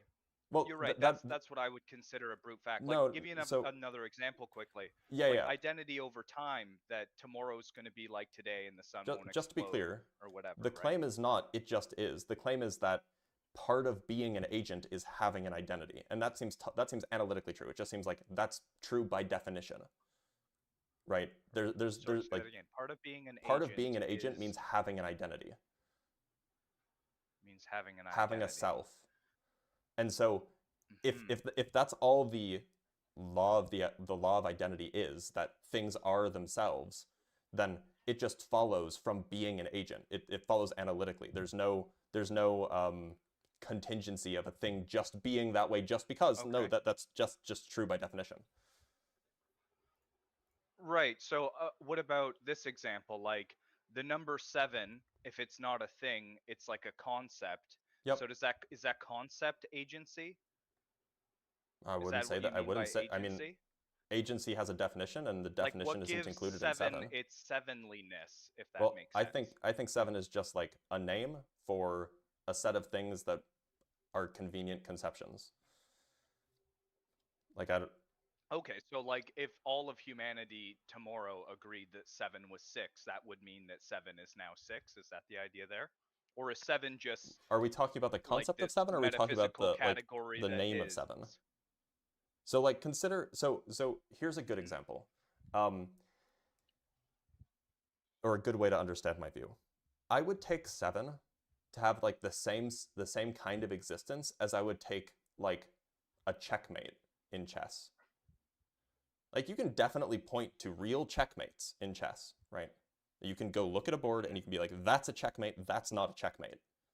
But like, this is a thing that we invented. This is a notion, an idea that we invented. Checkmates don't exist out there in the universe, right? They're not Well, I guess that would be they're not I objective. would say they do. Wh- Well, I think you don't think there's an objective Wait, checkmate? Like, hold on. Now I'm very confused. When I say objective, what I mean is that it would still exist even if there were no minds present. yes, I do think that maybe not in the case of checkmate, but in the case of 7, I do believe that I if no view them the minds same way. existed, 7 would have its sevenliness. I view them the same way. Okay, so uh, we're in a situation where we both account. I would account for that by saying God, right? The universe itself is conscious through the being of God. You would say it's only reliant on the agent itself. Once an agent enters the universe, then it can conceptuate the idea of 7 and the Yeah, sevenliness sure. of 7 and all that. In fact, Okay. it seems like you're So, a nominalist too. am I? I'm not sure. If To be God honest, I'm didn't not very exist, good would with this if stuff. God didn't exist, would sevenness still exist? If God didn't exist, there wouldn't be existence. There you go. There would be. You think that everything is a construction Is in the that? mind of God. So welcome to nominalism. Yeah. Is that awesome? Awesome. Nominalism So, is the idea it, that like like if you're like a mathematical nominalist and you think that mathematical objects are basically names for things that are like human mental constructions, or just mental constructions in general. okay. Um, and so, in the same way that a checkmate is like a name for for like a mental construction, right? But like you think that is all the case. You just think that it's God that's doing the mental constructing, not people. I suppose that's the case. And the opposite of a nominalist would be somebody who You thinks could be that. like a Wait. Platonist So about, okay. So or a realist, what would a perhaps. Platonist believe on this? So a Platonist Yeah, would believe. realist is. I just did a quick look at that. Yeah, so a Platonist is a type of realist. If you're like a mathematical Platonism, you think that there is like this abstract world, it's not the physical world, this abstract world that all minds have access to, that where like sevenness actually exists independently from anything else. That's what a Platonist would believe. Okay. And And I like would just then believe a that. mind just has access to that somehow. And so it exists on its own, whether or not, if all of the minds disappeared, there would still be sevenness. Yeah, so that's a different explanation. I would just believe that God is what's creating that realm we would have access to in the Platonic idea. So it seems like your worldview Yeah, has so a lot more ontology than mine does. And it doesn't seem like it can account for anything any better. Well, the idea is every single worldview or every paradigm is going to, at some level, devolve into a circular argument, right? I'm saying God because God, right? And you're saying agent because agent. Is that kind of true? Not really. So that's not the criticism I'm making. What I'm saying is like, look, we both have worldviews. Maybe they're based on some maybe they're foundational. Maybe there's like some bottom layer that we use as like a brute fact. Maybe there's circular. Maybe there's like an infinite chain of explanation. Whatever it is, we both have some worldview. The worldviews both explain the same things equally well, but your worldview has all of the things that my worldview has, and then also like a divine mind that doesn't exist abstractly. It also doesn't exist physically, but it created the abstract and the physical. And you also believe that the abstract things exist because that's where God's mind resides. And I'm just like, why do you need all of that when just this world, the physical world existing, is enough to explain everything, or to explain everything equally as well as yours does? Well, I would suppose I believe in both, right? So I believe that it's in God's mind, and that, well, I guess that it's not also God, like seven isn't God. But God conceptualizes seven itself. Okay, so um, I'm curious though. So let's go to a different idea quickly. Mm-hmm. When it comes to identity over time, Mm-hmm. or that I suppose that things are. Uh, when it comes to imperialism and the objection to those Empiricism, those not types of things, imperialism. empiricism. Sorry, Yeah, you're good. I've been playing this dang Total War game. Sure. Anyways, anyway, so with I'm so sorry, I just lost my train of thought. In empiricism, when it comes to this idea of identity over time, how is that explained in your worldview? Are you thinking that like um, what happens when you sleep, as an example? Like, if your own agency is what your consciousness is attached to, like, does that turn off when you sleep? Is it like, what is this going on here?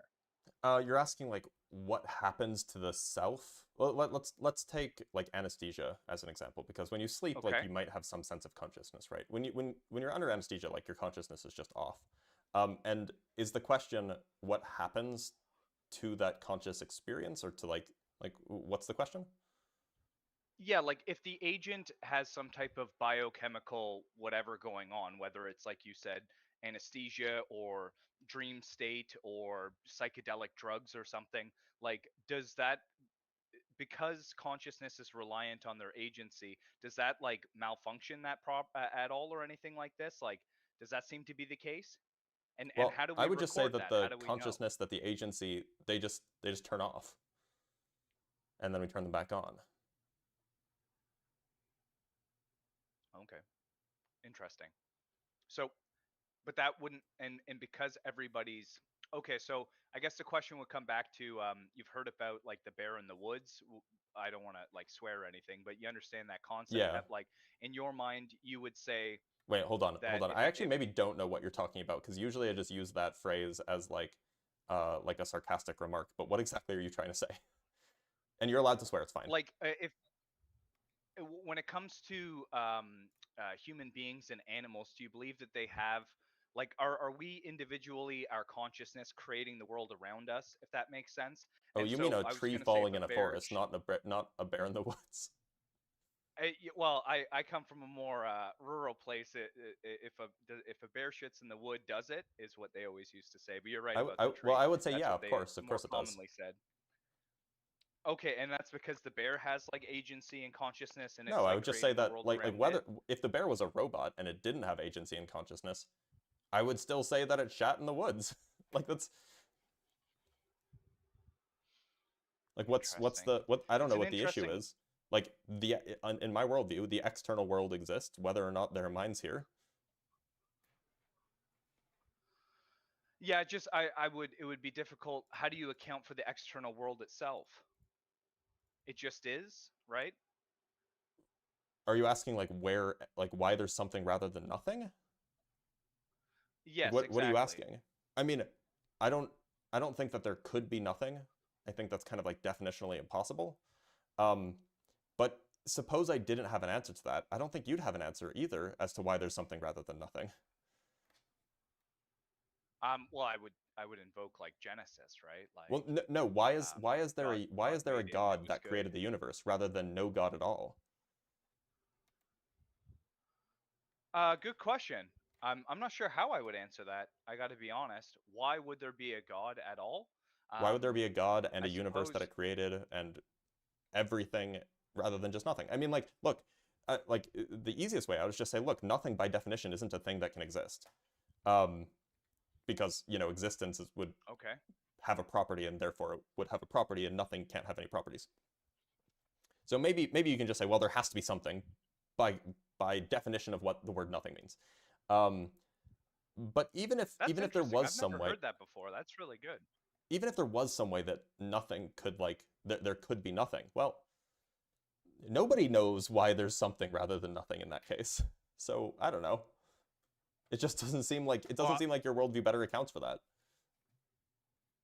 well, it does give a story for why that's the case, right? That's like the Bible scripture, that whole thing, Yeah, and right? I could give a story as to why our universe is the way that it is.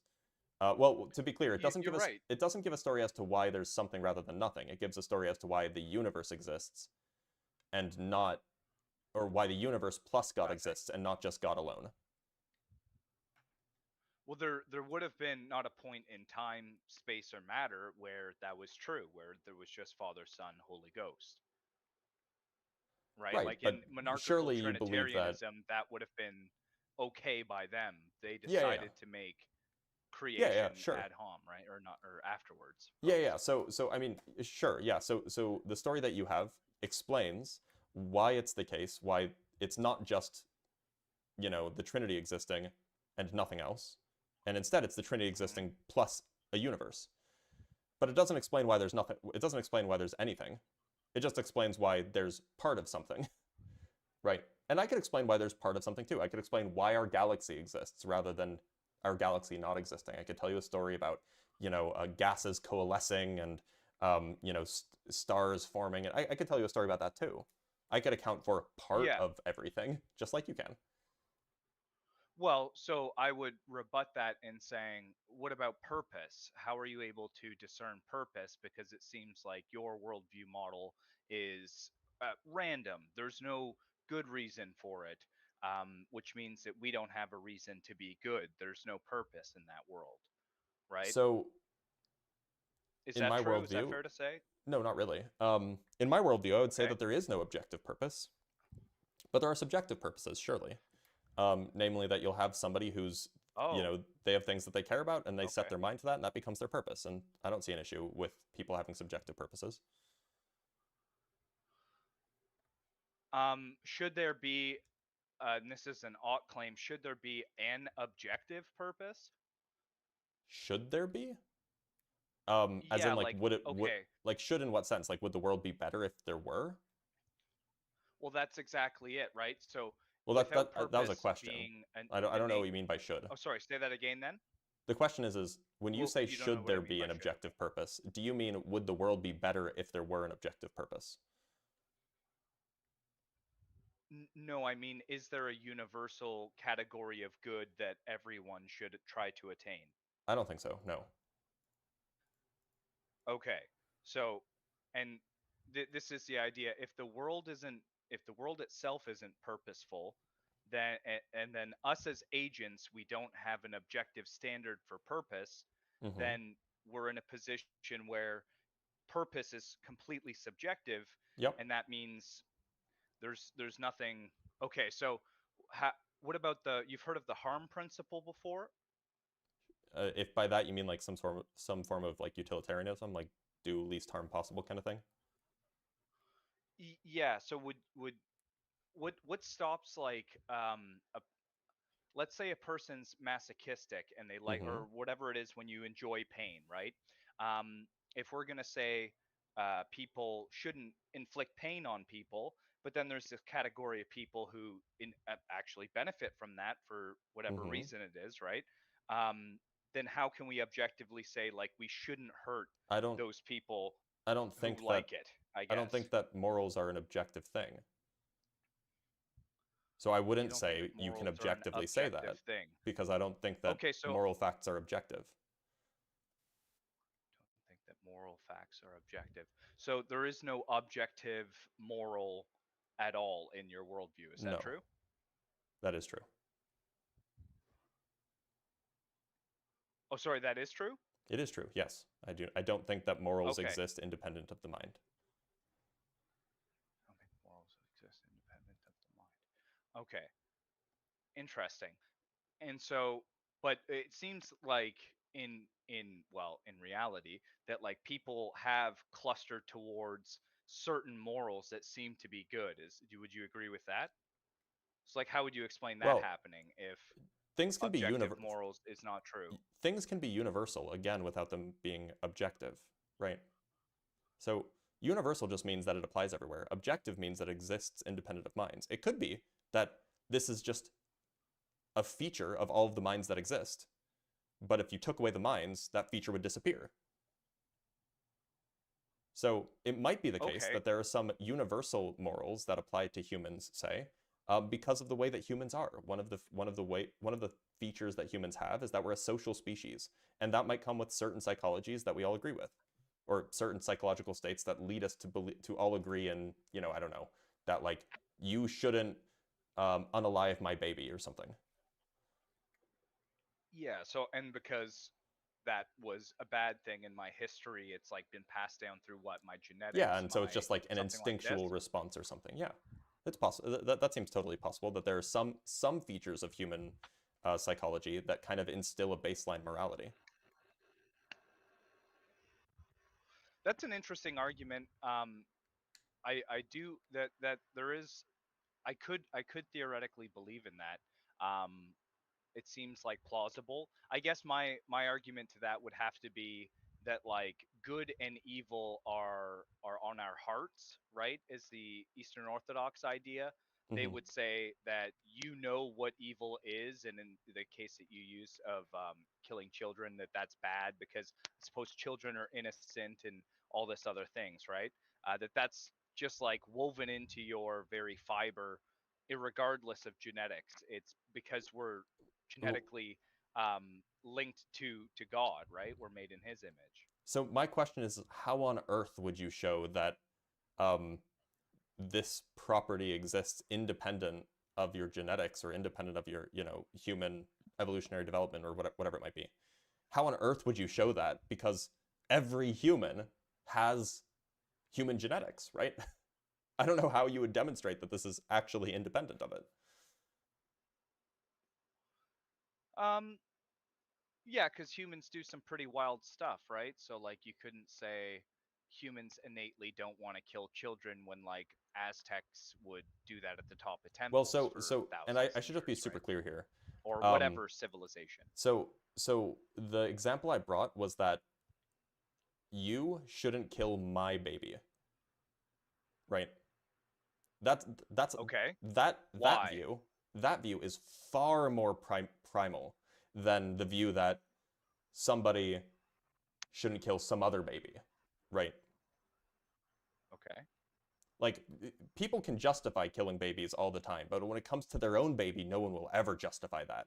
It takes a lot to get somebody to agree to having their own baby killed, right? So the point here is that there might be some things that are like biologically present as part of being a social species. Maybe, and some things might not be. For example, like slavery, it wasn't like regarded as wrong by like a lot of people for a long time, and now we do regard it as wrong. So it just seems like there's some features of morality that surely are subjective, because they're changing over time, um, and other features seem less so. They seem, or I shouldn't say subjective. Sorry, I did the thing that I tell people not to do. There are some features of our morality that do change over time, and some features of our morality that seem more universal, is all I'm saying. And you think that that's like, so you would say that it must be subjective because if you looked at it objectively, things are changing all the time, so that can't be the case. No, I would say that if it were objective and then one might expect it to be unchanging and for everybody to always agree on it, right? Because we would all have access to this objective morality. But it does change, at least in part. Yes. Okay. And interesting. So as an individual agent, when you make value judgments, how does that work in your worldview? I have values. Where those values came from, it's complicated. I could tell you a story about where individual values came from, but it wouldn't really be particularly helpful. And those values determine the judgments that I make, right? By definition, they determine my value judgments. Like, there are things I care about. I care about, for example, keeping the planet livable for humans. I don't know why I care about that. I could probably come up with some sort of ad hoc story that explains why I care about it, but it's just the thing I care about. And so because I care about that, and then I hear about something happening that is making the world less livable for humans, I think that that's wrong. It doesn't agree with my stances.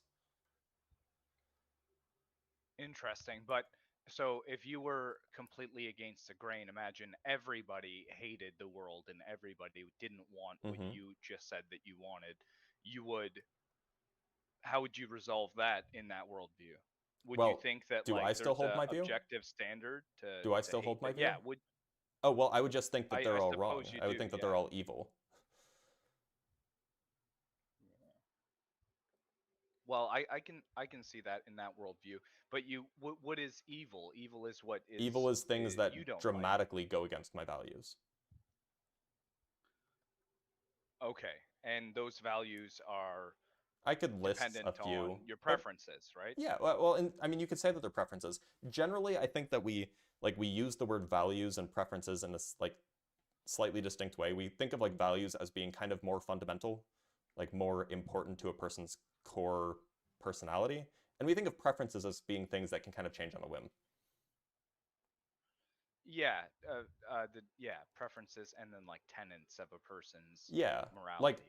like Okay. today I might, for example, like I might have a preference for like XYZ political candidate or something like this.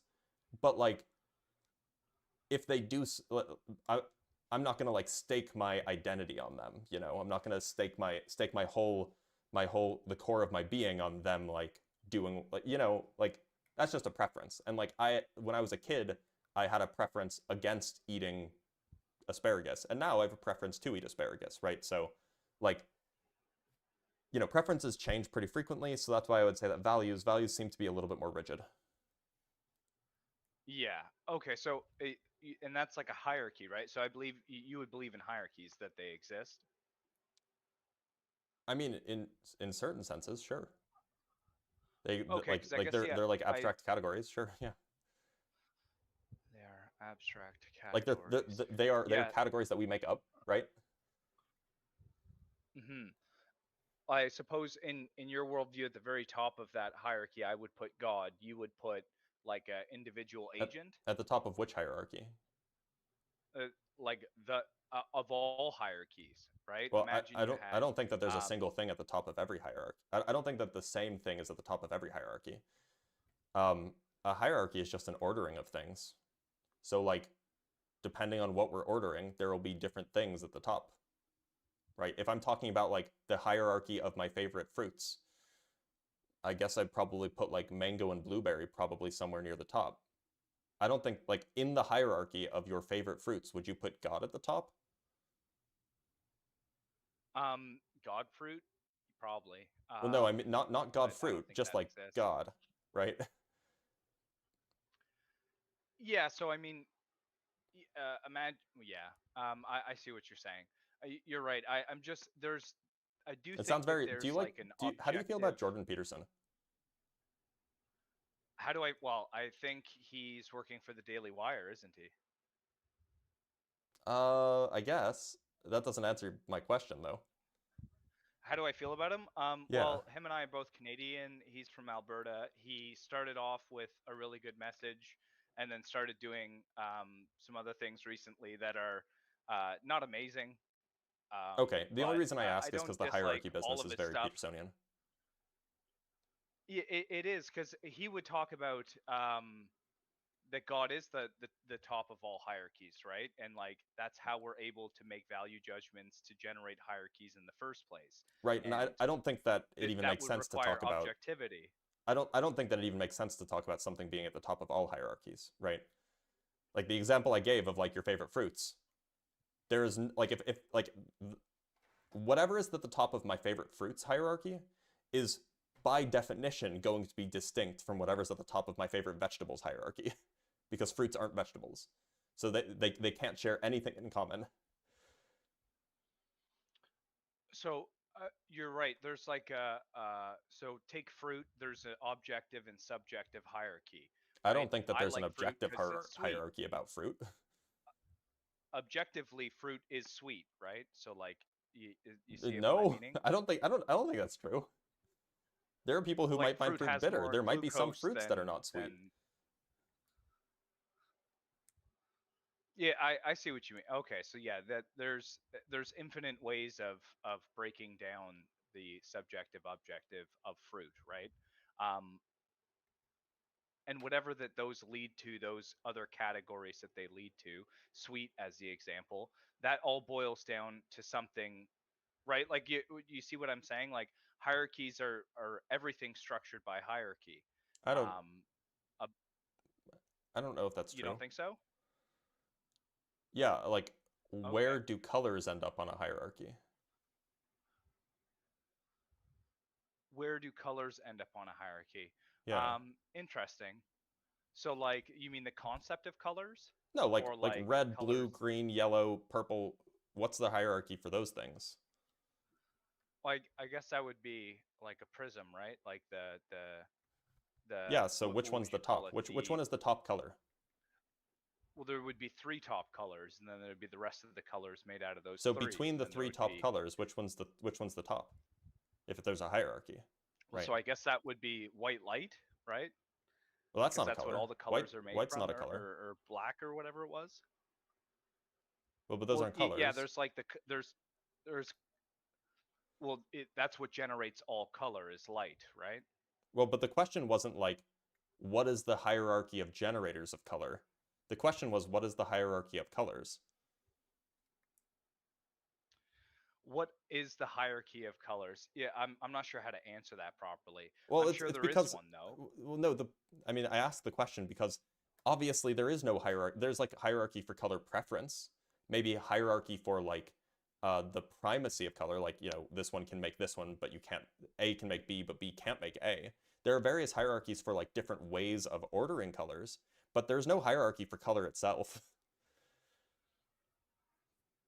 Yeah, I'm not sure what the answer to the hierarchy of color itself would be, The answer is or that if there there isn't is one. one. But the I suppose because we did get off track from what I was thinking, but the idea in behind this whole thing is that Hmm. it has to boil down to something, right?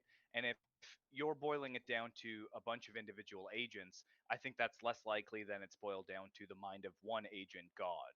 Is that a remotely a convincing argument? Wouldn't that be more simplistic? It would be more Well, simplistic. simplicity is not a good argument, to be honest. That Also, it's I more mean, simple doesn't mean that it's more true. no, but it does. If you have two competing ideas and they both explain the same thing, whichever one has like fewer, you know, inbuilt assumptions, if Inconsistencies, you I will. guess. If it has any inconsistencies, you should toss it out. Um, but like if you have a like whichever one has fewer like built-in assumptions is probably just a better theory, even if they both explain the result the same.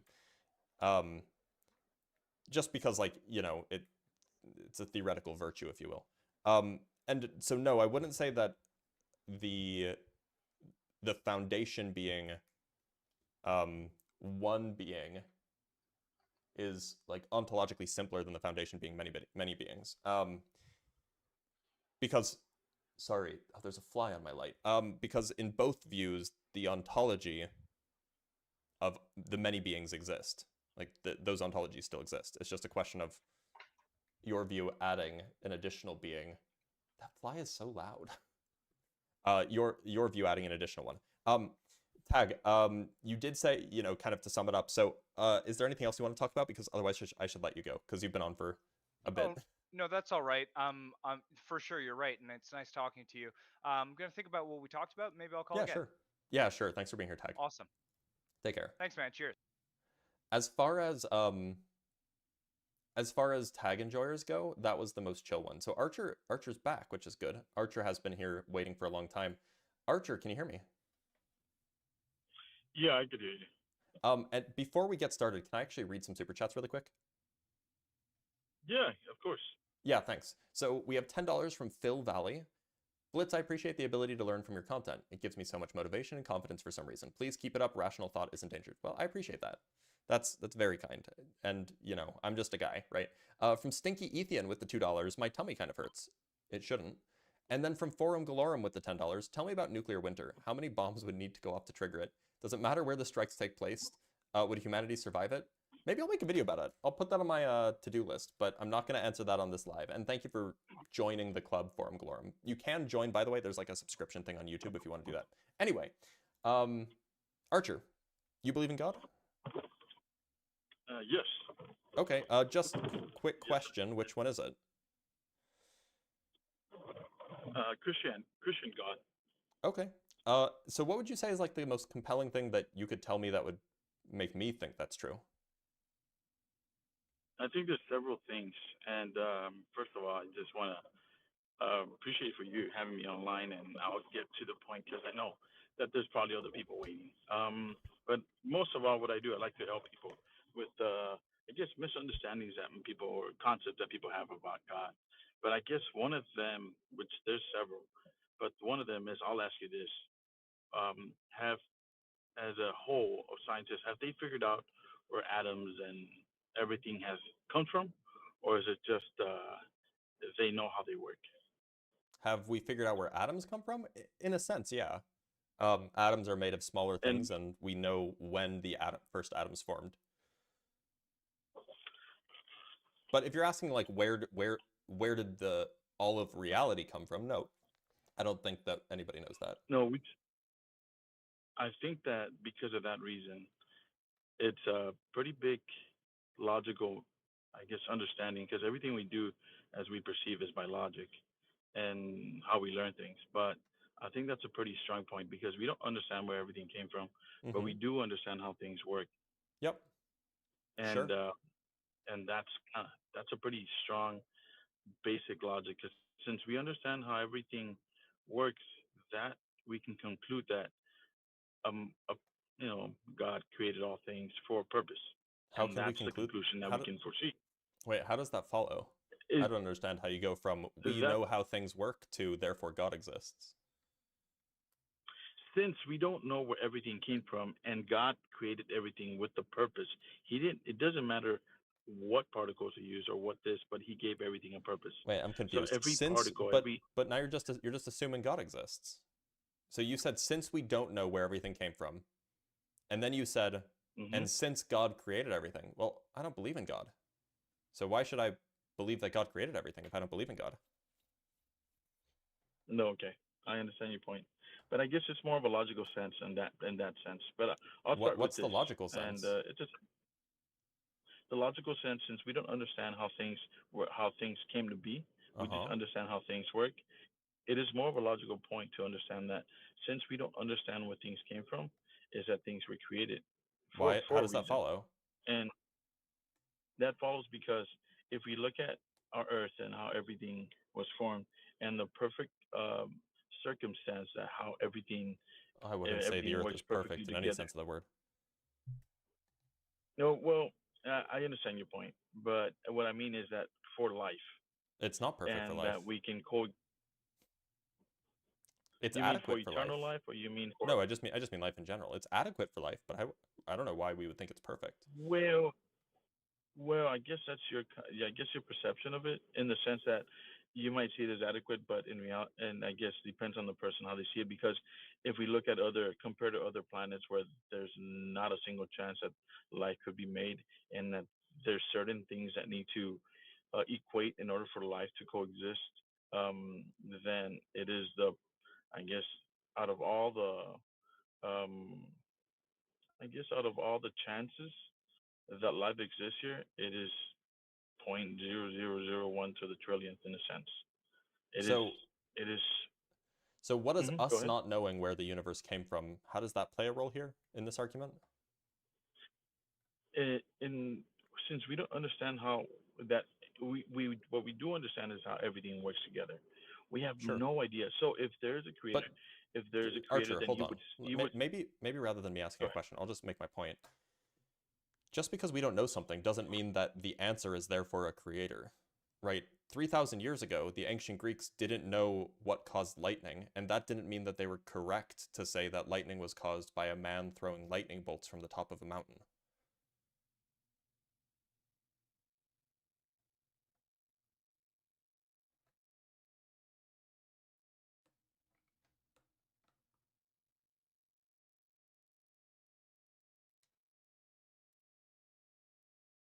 You there?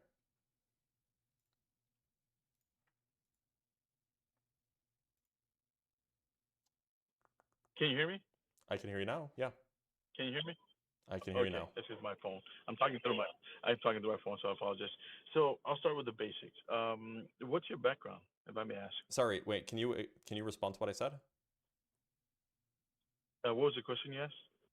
Well, so I said just because, so I gave an example. 3,000 years ago, the ancient Greeks didn't understand where lightning came from. So does that mean that they were correct when they said, well, we don't know where lightning comes from, so it must be a man on top of a mountain throwing lightning bolts? Does it mean that they're correct about that because they didn't know where lightning came from? No, facts are facts. So then why does us not knowing where the universe came from mean that it is correct to say that God must have created it? How does that follow? That's more of a logical point. But that's No, it's not logical. That's what I'm asking. What is the logical connection? Those two ideas, we don't know where the universe came from, and God created the universe. These are not connected at all. In a sense, and I guess in your perception it's not, but in this perception that if he created everything, he gave everything a purpose. It doesn't matter how. But the question is whether he created everything, whether he exists at all. I agree that if God exists, then it would make sense. But the question is, that's the point in contention. We don't know if God exists. We don't agree. Oh, I understand. Okay, so now going back, I was going to ask you, what did you grow up any religion, or did you just? It's probably not relevant. I've been an atheist as long as I can remember. Okay, and the reason why I ask is to understand what kind of background you have and where to start in. So I'll start with the basics, and I apologize I hope it's not like a annoying question, but I'll ask you this: do you remember in school what they taught us what a noun was? What a noun was? A noun is a part of speech that points to an object, a person, place, or thing, I guess. Yeah, a person, place, or thing. It's something we could see, we could touch, and we could observe, and thus no, that's not part of the definition. That's not part of the definition, right? Go ahead. Why is it not? Can you see, touch, or observe love? That's the part that we often forget. In that same definition of a noun, we also remember that there's an idea. An idea is so strong, and that's why it's considered a noun. So there are abstract nouns, and there are abstract nouns, and there are non-abstract nouns, right? Ideas can be nouns. Exactly. So person, place, or thing, and idea, sure. So you don't have to be able to observe it in order to know that it's a noun. Yeah, exactly. Well, it's perceivable through the actions. That's why it's considered thus a noun. So we can't see or touch it, but though because of is redness? Sorry, let me think of a better example. Is not thought. That's a bad example too. It's okay. It's okay. There's no other whatever. Is a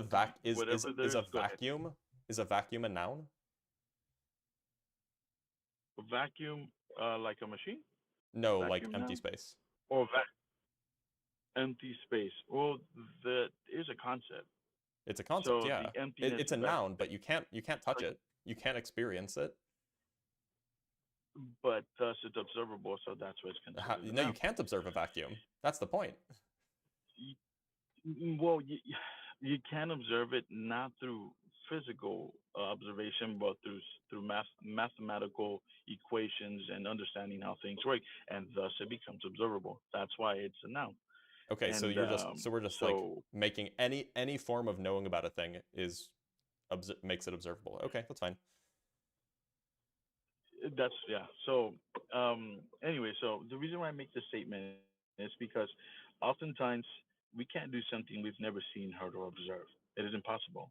It's We only through can't do observable. something? That's what science. I don't think that We that's can't do true. something we've never seen. And go ahead. I mean, like, How is it not true? people had never seen an atom before, and yet they came up with the idea of an atom. How did they come? Did they discover it, or did They just thought about about it, it? and then they're like, well, what if it was like this? Well, then would that idea be a factual idea? Or would that be just an idea? It turned out to be Everything true, we yeah. find out about it. Turned out to be true, Okay. right? Okay. So again, by the yeah, I guess if you look at it like that, yeah. But regardless of the concept, like the way that thought came out to be is by the experiences that they learned through science, and then they were able to decipher that perception that this possibility could be true, and they found it to be a fact. If that's the way it worked out. Regardless of how things come, you cannot do something without prior information of how things work, and that's the reason why we cannot do something we've never seen, heard, or observed. I also don't think that's true. When a baby is first born, it Go ahead. cries. Has it ever experienced, seen, or observed crying before that? No, they haven't. Okay, and yet it That cries. yeah, that is a learned. No, it's not learned. That's the point. Learned It's habit. not learned. It's genetic. It's instinctual.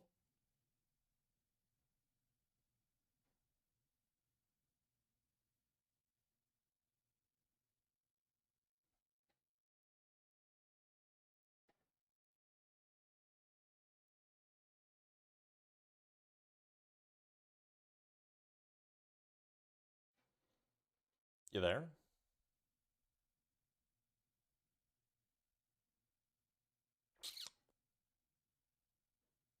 I'm right here. Welcome My back. phone keeps shutting off because of the. I apologize. My phone keeps shutting off.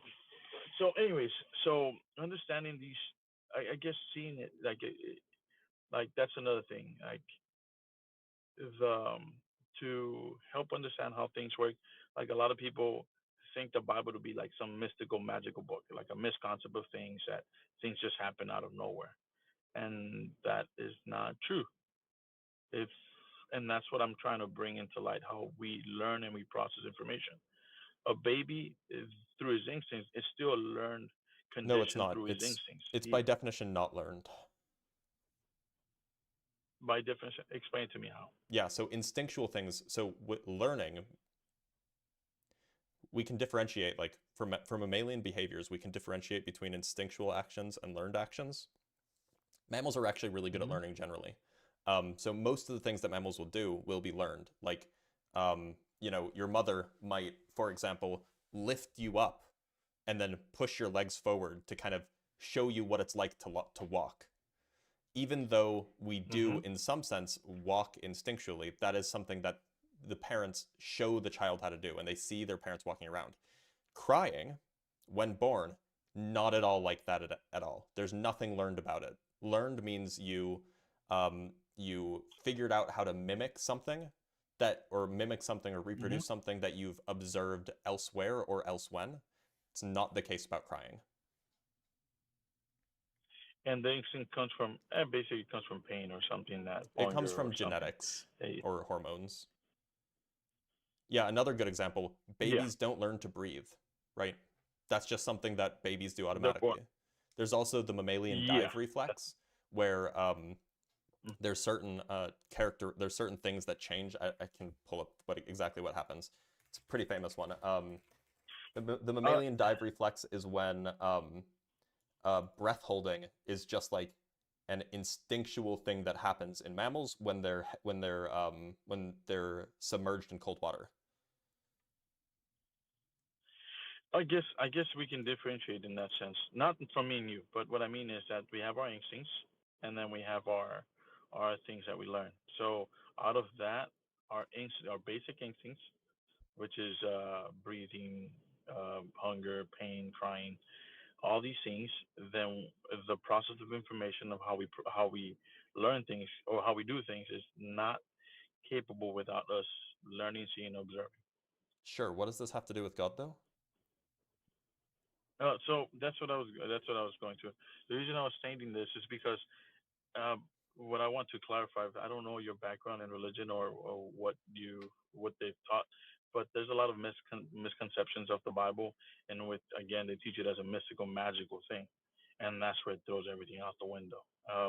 We have a lot of preachers where they have that type of perception of the Bible, and then they become a lot of they become real self-centered, and they think that everything revolves around them, and so So what but does this that's have to just do a with God concept that existing? okay, so we're going back to that. That is the So topic, since right? of that, yeah, that is the topic, and I'm not swaying out of it. I'm just trying to open up different perceptions. So again, a lot of people, there's certain verses in the Bible, and there's like this one: if you find yourself, you lose yourself, and if you lose yourself for His name's sake, you find yourself. This I don't know sounds if you like ever heard preaching. that I'm verse sorry, Archer. before. I'm just so bored. That was just preaching. Like, if Peace is still around, I can bring you up.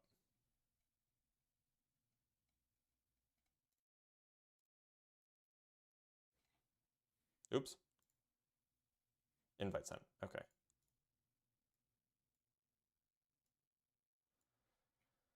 Peace, how's it going? You there? Peace. Can you hear me? All right, Peace is not hanging out. Tony Shark is not in the guest box. Let's bring up Giancarlo Abro. Oh, wait, no, okay, I clicked on the right person. Tony's not in the guest box. Giancarlo, how's it going? Yo, it's going good. How about yourself? I'm doing all right. Do you believe in God? Yes, I do. Okay, and how old are you? I'm 28. Okay, cool. And what God is it that you believe in? I personally believe in the Christian God. Okay, and why should I believe in that one? Well, before I get to answering, that specifically, I do think that part of the reason why these conversations have mostly been unfruitful is because, we're skipping steps. We're trying to get to the top of the pyramid before laying down the foundation, and the first question that should be asked is truth real, and then can truth be known, and I think that's where the conversation needs to start, because if you just start skipping steps, anything that anything that any person throws around is gonna basically sound like hogposh. You start assuming what the other person means by their beliefs when you skip steps. Does that make sense? Sure. Now, one of the things that I've noticed over the conversation, I've been in the stream like an hour and a half possibly at this point, and I've noticed, and I mean this in like a super respectful way, I think there's a lot of intellectual dishonesty going on, and I don't think it's Sure you do. intentional. So for Okay. example, And you around wouldn't call it 5 streams, dishonesty, by the way, if it's not intentional. yeah. Well, that's why I said like it's the best term that I can use, but I'll give my example. So around five guests ago, more or less, I would say, there's one thing that you mentioned that I wholeheartedly agree with, and it's if an argument for a worldview presupposes that that worldview is true to begin with, it's a flawed argument, correct? Well, we would call it circular. Now, you can agree or disagree that circular arguments can either be good or not. But surely, by definition, it would be circular. Yeah, correct. But you had mentioned in the stream Yeah. that So another generally, person attempted to mention. generally I take if I said flawed, I kind of take that belief, but I think that there are some ways that you can have circular arguments that are perhaps not flawed as long as you acknowledge that they're not arguments and they're perhaps more coherent ideas. So yeah, I mean, I would agree that if you try to make an argument, then that presupposes the thing that you're trying to prove. That is an invalid form of argumentation. On the other hand, if you hold a worldview that is circular, that's not like necessarily flawed. Correct. And so, about 2 streams ago, when you had the guy that had the super civil conversation with you, one of the things that you acknowledge is that based on your current worldviews, that miracles aren't possible. And so what I mean by this, and that's not the only example, another example that I can give is when you mention with morality, the difference between universal and objective, you literally created a definition by objective that is not the dictionary definition of objective. It's You just said that what something philosophers objective. mean by objective. That's why I use that No, definition. correct, but philosophies are ideas, and when you start throwing Philosophers are people. ideas as objective, no, yeah, but So what I mean I'm is using the philosophy. definition as What used in philosophers teach. philosophy. Yeah. So I'm using that definition. That is I know what most you I precise know what you mean, and definition. I'm not denying that. But what I'm Okay. yes, let me try and finish my point. But what I mean go to ahead. say by this is I understand what you mean full well. But when we start twisting the definitions of words through ideas and concepts, you can really make a very good argument for your point. Because, for example, what objective means by definition is something that analyzes, that does not take their own feelings or opinions when observing at the facts. That is what it means by definition. So when you start separating, when they Look, bring if up you the want to use that example definition, of, you can. That's just not what I mean when I say it. well, yeah, I understand what you say, but that's what other people are saying, and so, So that's you why I know, clarify what I mean when I say it. I clarify that I even said this to the person that you're thinking of. I said, by objective, I mean that it doesn't depend on the existence of minds.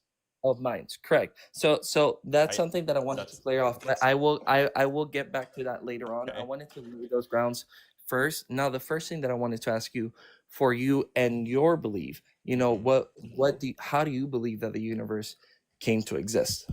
I'm pretty agnostic on it. I kind of lean towards it having always existed in one form or another. Well, that's completely unscientific, because second law of thermodynamics. Do you know what the second law of thermodynamics is? Why don't you tell me? Well, the second law of thermodynamics is when we observe the heat radiation of the universe, we know that the universe has finite energy. Now, finite energy doesn't mean little energy. It just means that energy is Wait, dwindling. so you're telling me that the second law of thermodynamics says that the universe has finite energy? That's what the second law of thermodynamics says? Yeah, that is correct. So if I Google second law of thermodynamics, it'll say that, right? Well, probably not in those exact same words, but yes, if you Google the that, second you law go of through the thermodynamics, steps. let's look for what the direct explicit statement of the second law of thermodynamics is. Okay, I guess there's like 3 different versions. Let's just go to NASA, right? NASA says the second law of thermodynamics, I just got to control F second. So the second law of thermodynamics states that there exists a useful state variable called entropy. The change in entropy is equal to the heat transferred divided by the temperature. For a given physical process, the entropy of the system in that environment will remain a constant if the process can be reversed. Then they go on, blah, blah, blah, blah, blah. The second law states that if the physical process is irreversible, the entropy of the system and the environment must increase. The final entropy must be greater than the initial entropy.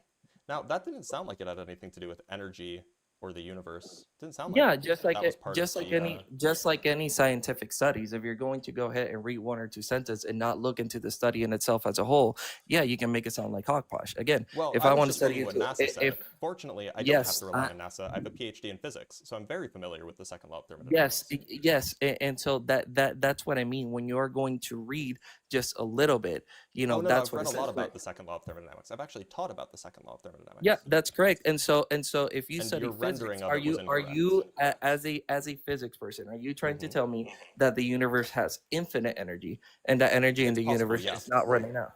Yeah, And no, I'm not asking if it's possible. I'm asking what the we don't studies know. observe we don't as actually of know. now. Although I'm answering. The data that we have is consistent with infinite energy in the universe. Oh, is that what we observed in the Hubble telescopes? The Hubble telescope hasn't observed the whole universe. The Hubble telescope observes the observable universe. Yes, correct. And what I'm saying is, in the observable universe that we do have, you didn't say that. You said the universe, not the observable universe. Well, in the observable universe that we do have, we have seen that the universe does have a beginning point, and science agrees with this. What we know is that the universe, our observable universe, used to occupy a much smaller volume. Used to be a lot smaller. That's what we know. Yeah, exactly. So you can tell that the observable universe had a point of origin, that it had a beginning. No. Yes. It used to be a lot smaller. You understand that the concept of infinite means infinite? You know, if the universe was infinite, The and observable infinity, universe. and The observable infinity, universe and is not infinite. The observable universe is very finite. The whole universe, the universe beyond just the observable universe, our data is consistent with it being infinite. yes, and here's where we grapple with the concept of infinity. You know, when we speak about the concept of infinity, what I need you to understand is that an infinity amount of time ago, the observable universe would have been expanded to the point that we know today. No, That not that that necessarily. is that is why, No, that doesn't yes, follow. because when we talk about the concept of infinity, we're talking about an infinite amount of time. So it doesn't matter if you Well, use to be clear, billions I or was talking trillions about an or infinitely quadrillions large of years. universe. I wasn't talking about time at all. When you say something's eternal, that it's always existed, that does So presuppose there that were it is two beyond separate time. things that were talked about. On the one hand, I said that I'm pretty agnostic on whether the universe had a beginning, and I lean towards the universe not having had a beginning. There was a second thing that we were talking about when we were talking about the amount of energy in the universe. And when we were talking about that, I made the claim that our data is consistent with the universe having infinite energy. And that's because our data is consistent with the universe having infinite volume. Now that's size, not age. Those are different things.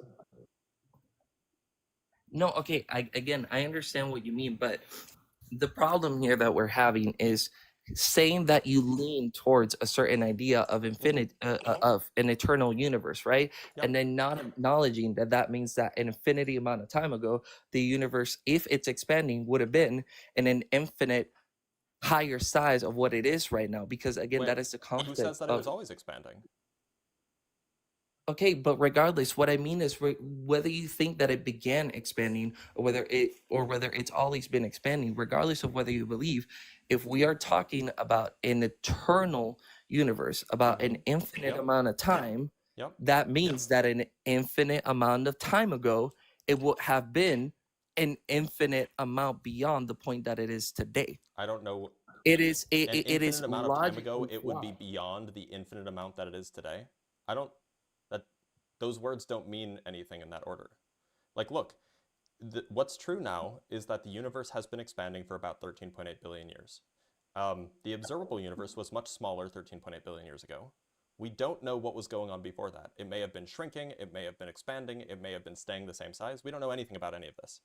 So to make the claim that if the universe had always existed, therefore it must be infinitely larger now than it would, like it's just false. That doesn't follow. No, because it is the concept of infinity. Like, let me ask you, if something is infinite, it's something is infinite, and we rewind a quadrillion years ago, right? Yep.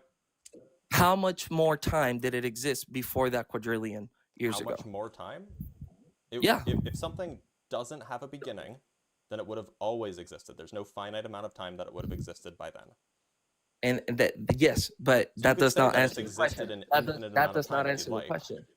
That does not answer the question. What I'm trying to say is that you could say it's an infinite amount of time. When you say that something's always existed, Mm-hmm. that is equivalent to saying that it is infinite. It's equivalent to saying it's eternal, right? Which is Or equivalent to saying that perhaps- it's infinite. Or perhaps it's better equivalent to saying that it didn't have a beginning, which is not necessarily the same as saying that there's an infinite amount of time. There are ways that you can kind of get around that are a bit technical.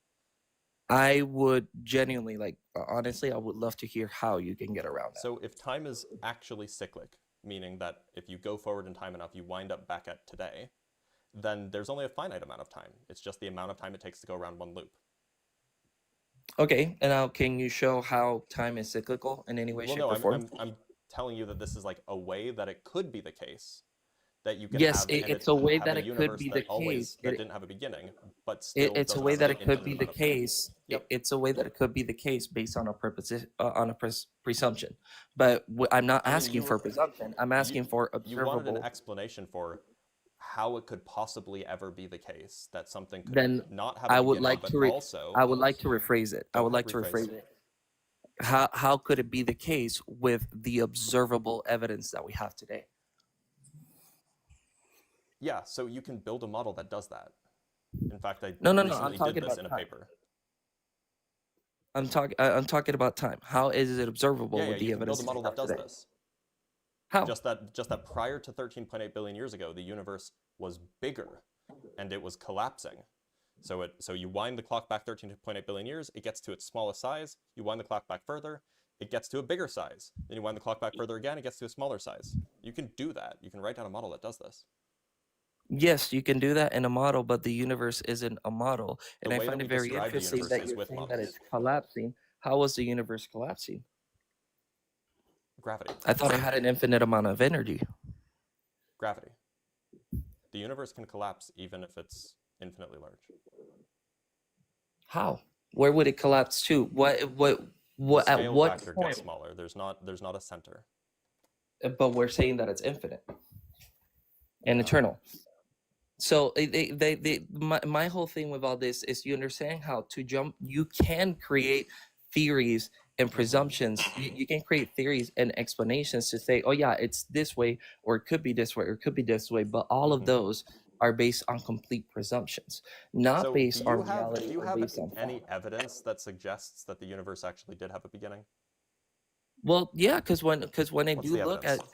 I personally believe, both in science and the Bible. I think those two go together, hand in hand. And when I look at the Big Bang, I see that very much tells me that the universe has a beginning.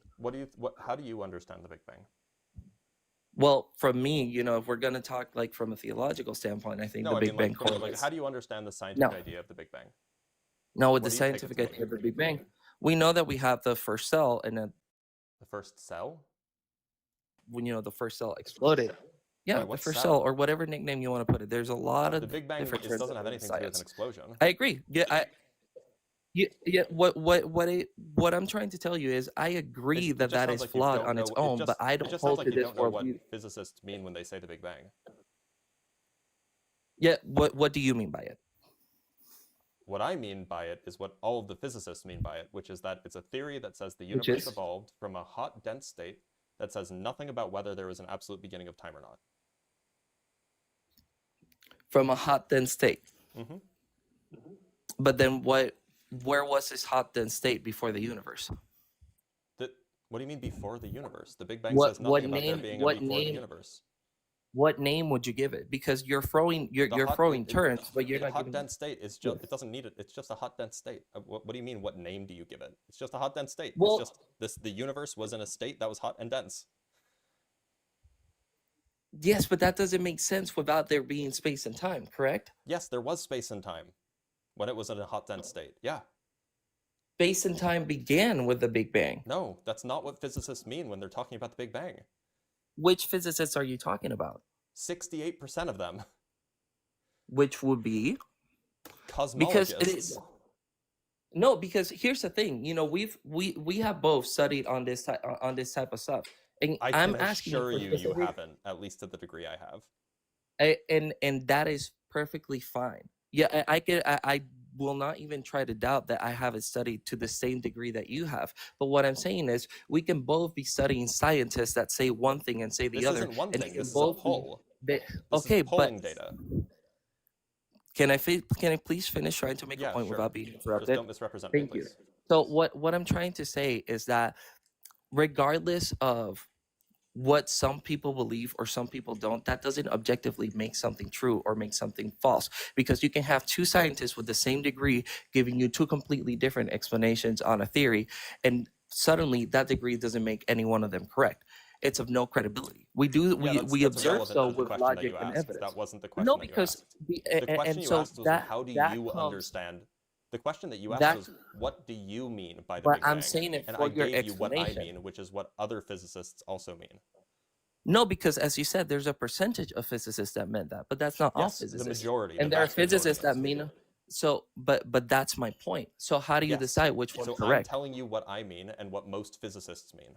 But I'm asking you, how do you determine which one's correct? This isn't a question of correctness. It's just a question of what people mean when they say words. When we are trying to prove whether something is We false weren't or trying to it's do true, that. We were trying to understand what the words mean. And you said that the words mean something which most physicists don't agree that they mean.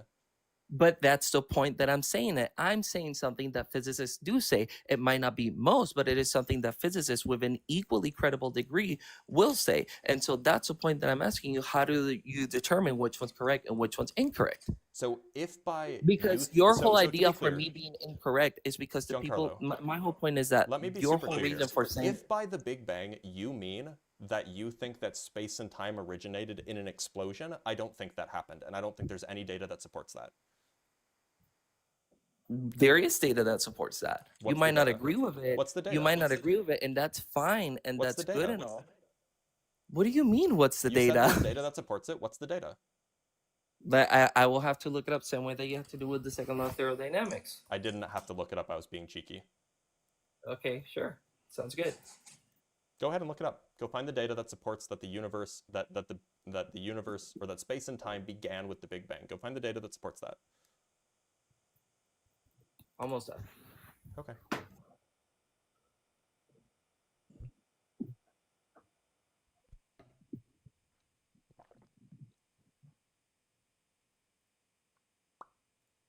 Hubble's line redshift, cosmic microwave background, CMD radiation, abundance of light elements. Okay, which of these actually point to the space-time itself having a beginning? Well, you're asking about the explosion.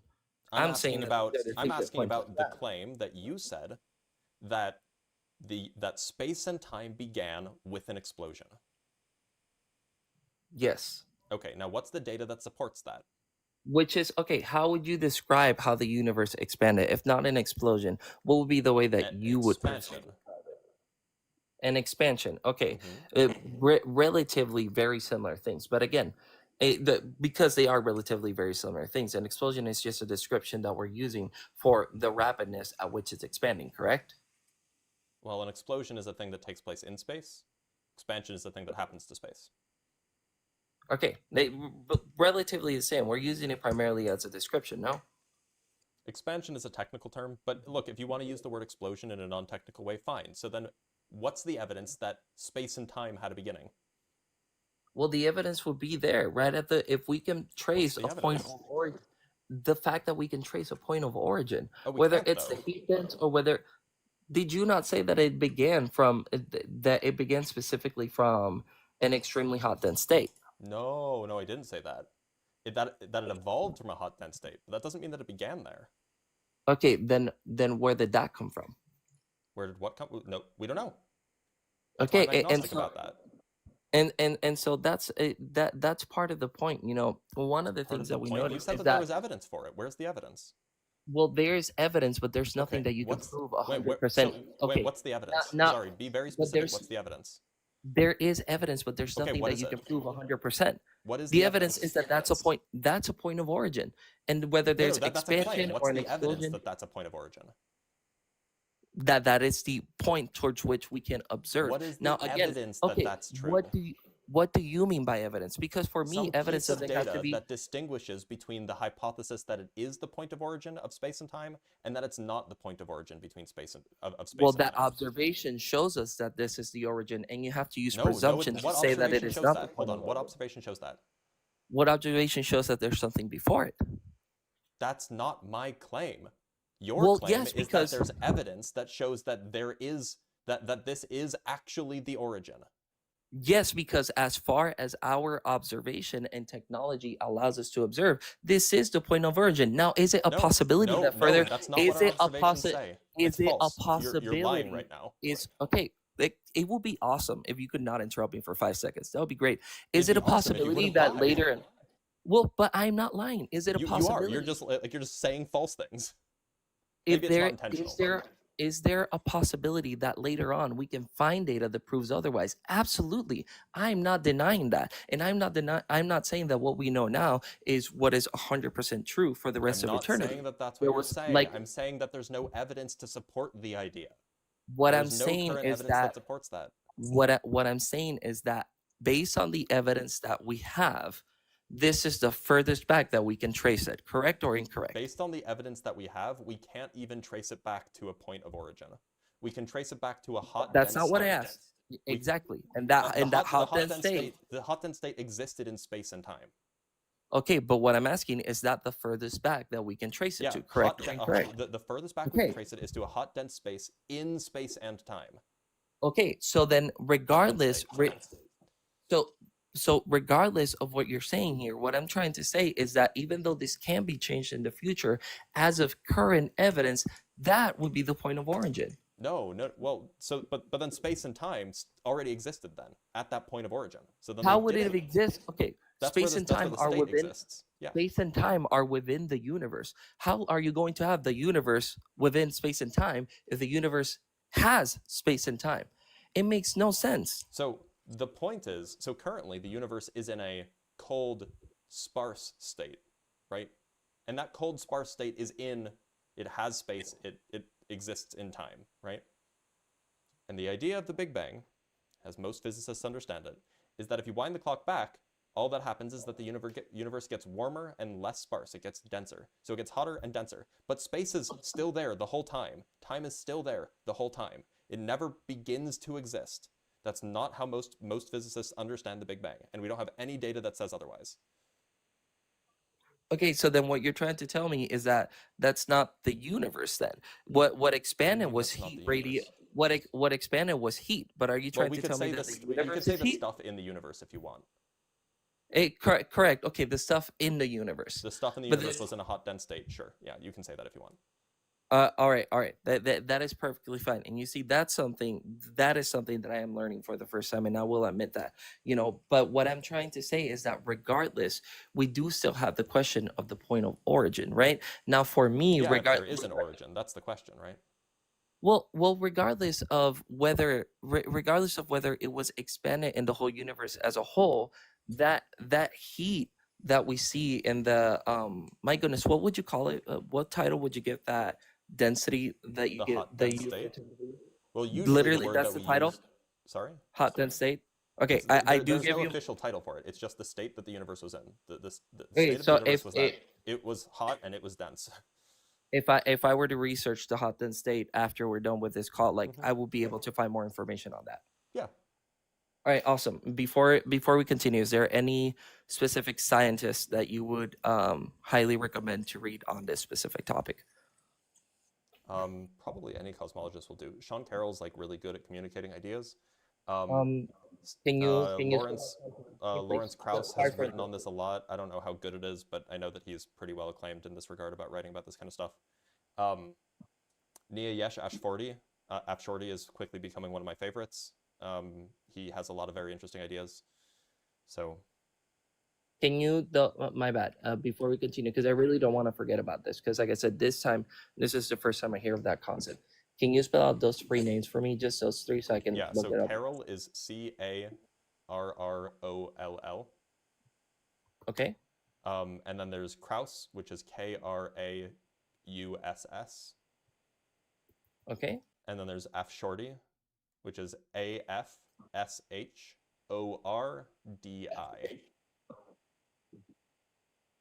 DI. Okay. Awesome. All right. Got those names. Thank you. I appreciate it. So when it comes going back to this, one of the things, and I'm sorry that we're, bouncing all over the place. For me, one of the things that I think that people shouldn't bother too much with is asking the point of origin, if I'm being sincere, because no worldview or no religion can ever answer that question. That's just a reality of the fact. So trying to argue from that point of the point of origin is, I think, in my personal opinion. Sorry? How do you figure that like there's no worldview that can account for that? Well, can you give me a worldview? Like, I'm not saying that there's no worldview that can reason for it. There's no worldview that can answer it, is what I mean. Like, Well, fully why 100%. Well, can you give me an example of one? That's not my burden. You said that there aren't any. And Well, even if I don't know of any, that doesn't mean that they don't exist. Well, because there is no way that you can prove 100% beyond the shadow of a doubt. That's not what you said. You didn't say prove it 100% beyond a shadow of a doubt. You just said there's no worldview that can account for it. That's what I meant by it. That's what I meant by that statement. Yeah, that's what I meant by that statement. Because for me, I recognize that the only thing that we can prove beyond a shadow of a doubt is I think, therefore I am. Right? That's the only thing that you can prove 100%. But to believe something to be true, you don't need to prove it 100%. You just need to prove it beyond the shadow of reasonable doubt. So if a logical person takes a 49% chance and a 51% chance, the logical person would choose the 51% chance based on logic and reason alone, right? Now, I'm not saying that you can I think that you could also just be agnostic in that case, and that's probably what I would do. No, yeah, and there's I'm not arguing against that, but I'm saying, if you had to choose between 49 and Sure. 51% probability, and you're not letting opinions or feelings come into the equation, a logical person goes to 51%, right? Yep, So I when you agree. want to argue for something, then you do have to, then you only have to really prove something up to a 51%. When it comes to bringing Well, God into no, the equation, hold on. That's not really the case. If you want to argue for something, or rather, if you want to convince somebody of something that you're arguing for, you have to. For most people, 51% is not enough to convince somebody of something. Most people well, might need like 80 or 90 or 95% or something like this. 51% is metaphorical. I'm not saying that you can only prove things up to 51%, but again, if you're making decision based on reason and reason alone and no Well, no, outside influence of it's opinions and reasonable. feeling, It's reasonable to be agnostic. well, yeah, I'm not necessarily arguing against that, but agnosticism, isn't too sure neither on the 49% nor on the 51%. Yes, So agnosticism is saying that neither are compelling enough to be convinced. yeah, correct. And so that by definition kind of falls out of the example that I'm giving you, by definition, because I am saying for people that make a choice. So by definition, Sure, I you can't guess. really include people. Yeah, so it's not the same. Now what I'm saying is when it comes to the origin, of the universe, when it comes to whether time began, whether the universe began or not, eternity and all that, I do believe that everything that has a beginning needs to have a cause. And I do believe that based on, the current studies that we have on science. Now, like I said, what you mentioned is the first that I'm hearing of this, and I will make studies on this, which is why I took the names. But I do believe that based on what I have read and what I have been exposed to, the universe does have a beginning. Mm-hmm. Now, am I saying I can prove that 100%? No, but I'm saying that I lean towards that. Now, for most people, like that would by definition mean that the universe needs to have a cause. We don't. That's only We because don't. you think that everything that has a beginning needs a cause. Well, but that's just the reality of what we see on day-to-day experience. We don't live our days scared. We don't live our days in anxiety or scared that when I'm walking to my car, a purple elephant is going to appear out of nowhere in the sky and crush my car, because we understand that things come from somewhere. Well, to be clear, we understand that some arrangements of stuff, like this phone charger, this particular arrangement of atoms or of electrons and quarks and so on, this particular arrangement started being this particular arrangement, 3 years ago or whenever it was made. But the electrons, the quarks that make it up, we don't have any intuitions about whether those things, have a cause or began to exist. Well, yeah, that I agree with to some degree, but I would argue that comes from whether it's a Big Bang explosion or whether it's an expansion of the heat density. That's, as you said, everything that we know of the universe came to be from that point. And so regardless. Sorry, I was bringing up a point not about the whether it had a beginning, but whether they have a cause. Well, I do personally think that they do have a cause, regardless of whether you bring God into the equation or not. The cause will be, the expansion of the heat density that you mentioned. Well, so they would have existed at the same time that they make up the hot dense state, right? But On what grounds? That's the scientific description of what that hot dense state is. Okay. But look, my point is that it's not clear to me at all that everything that begins to exist has a cause. Now, you could say that every arrangement of matter came from a prior arrangement of matter, and I might agree with that. Yeah, every arrangement of matter corresponds to a prior or had a prior arrangement of matter, sure. But that's as far as our intuition takes us, right?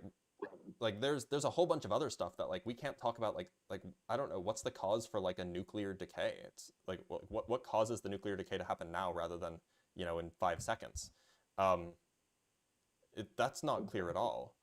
And it's also not clear at all that the things that we can say about about things within the universe, like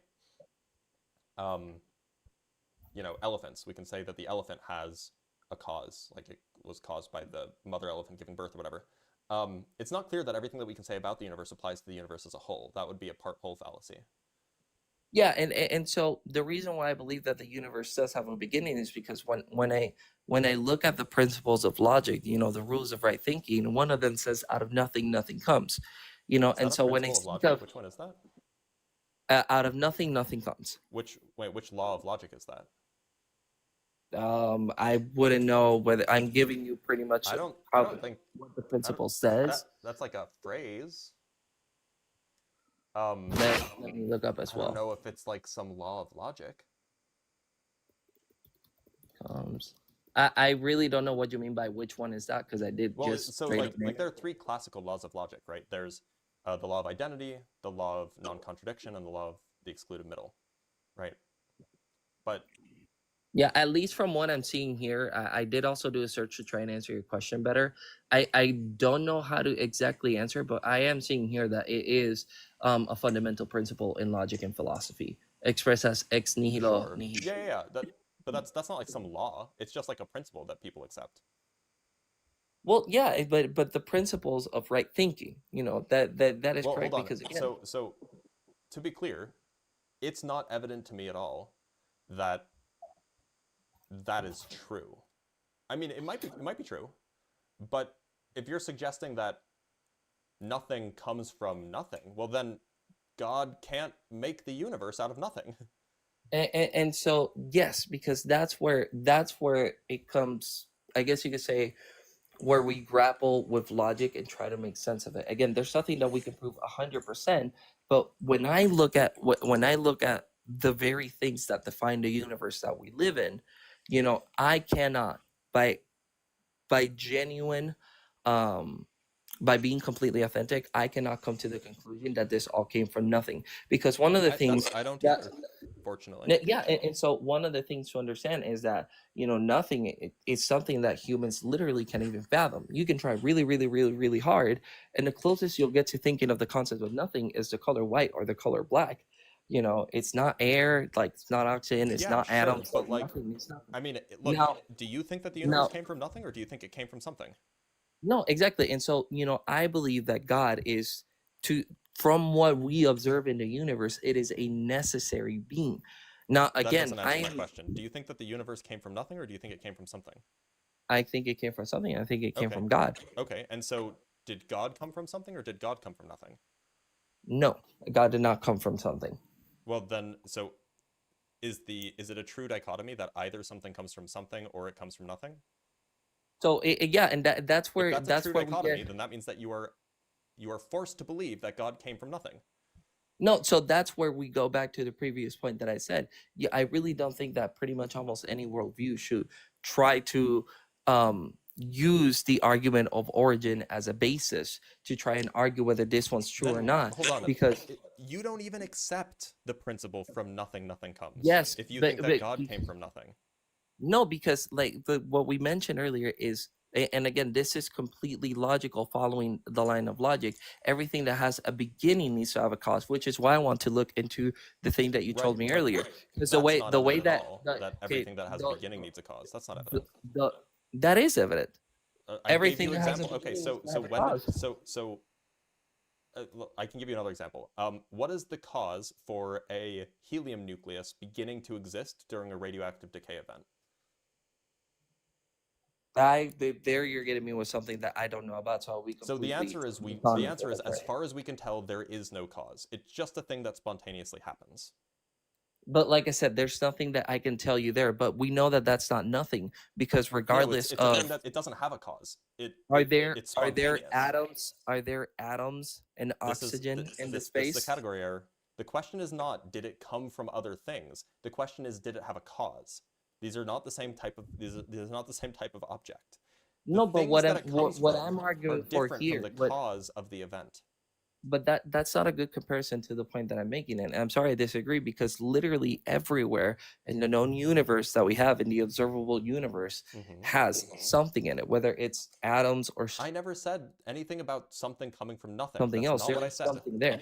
Now, the helium no, nucleus, the helium nucleus that arises out of a nuclear decay process does so spontaneously that there is no, as far as we can tell, spontaneously there from is no what we can cause tell. for why that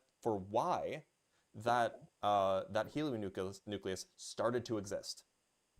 No, yeah, and the reason why I'm bringing this in is because, as you said, as far as we can tell, and I'm not trying to argue against that, but what I am saying is that there are outside factors surrounding this that could cause it. Do we know it? No, but No, we I know mean, that like, it's not coming. there aren't. Like, if you accept current We laws know of that it's physics, not coming then there from aren't. nothing. It doesn't come from nothing. No, That's what I'm trying to say. Whether we that's understand where not, it comes from or hold on. not is a That's completely not different topic, but it doesn't that's come not the from nothing. premise. You're moving the goalpost again. That's not the premise of what you said. You said that everything that begins to exist has a cause. You didn't say that everything that begins to exist came from something. That's not the same thing. Those are pretty much the same thing in No, they're different not. words. A cause is an Yes. explanation for why a thing happened. Yes, Basically a and that mechanistic explanation. And and there that is no such explanation thing. would be There the is point of no such origin. thing for the helium nucleus. Now, There the is the explanation would be the point of tracking of the origin. material, where the material came from, that's different from the cause of the thing existing. No, because again, they can. I understand what you're trying to say, but I think you're not understanding what I'm trying Can to you say. repeat back to me The what I said? What I'm trying to say is that the explanation No, you can be the point of origin. I'm not trying to That's argue just this. not what And the word explanation means.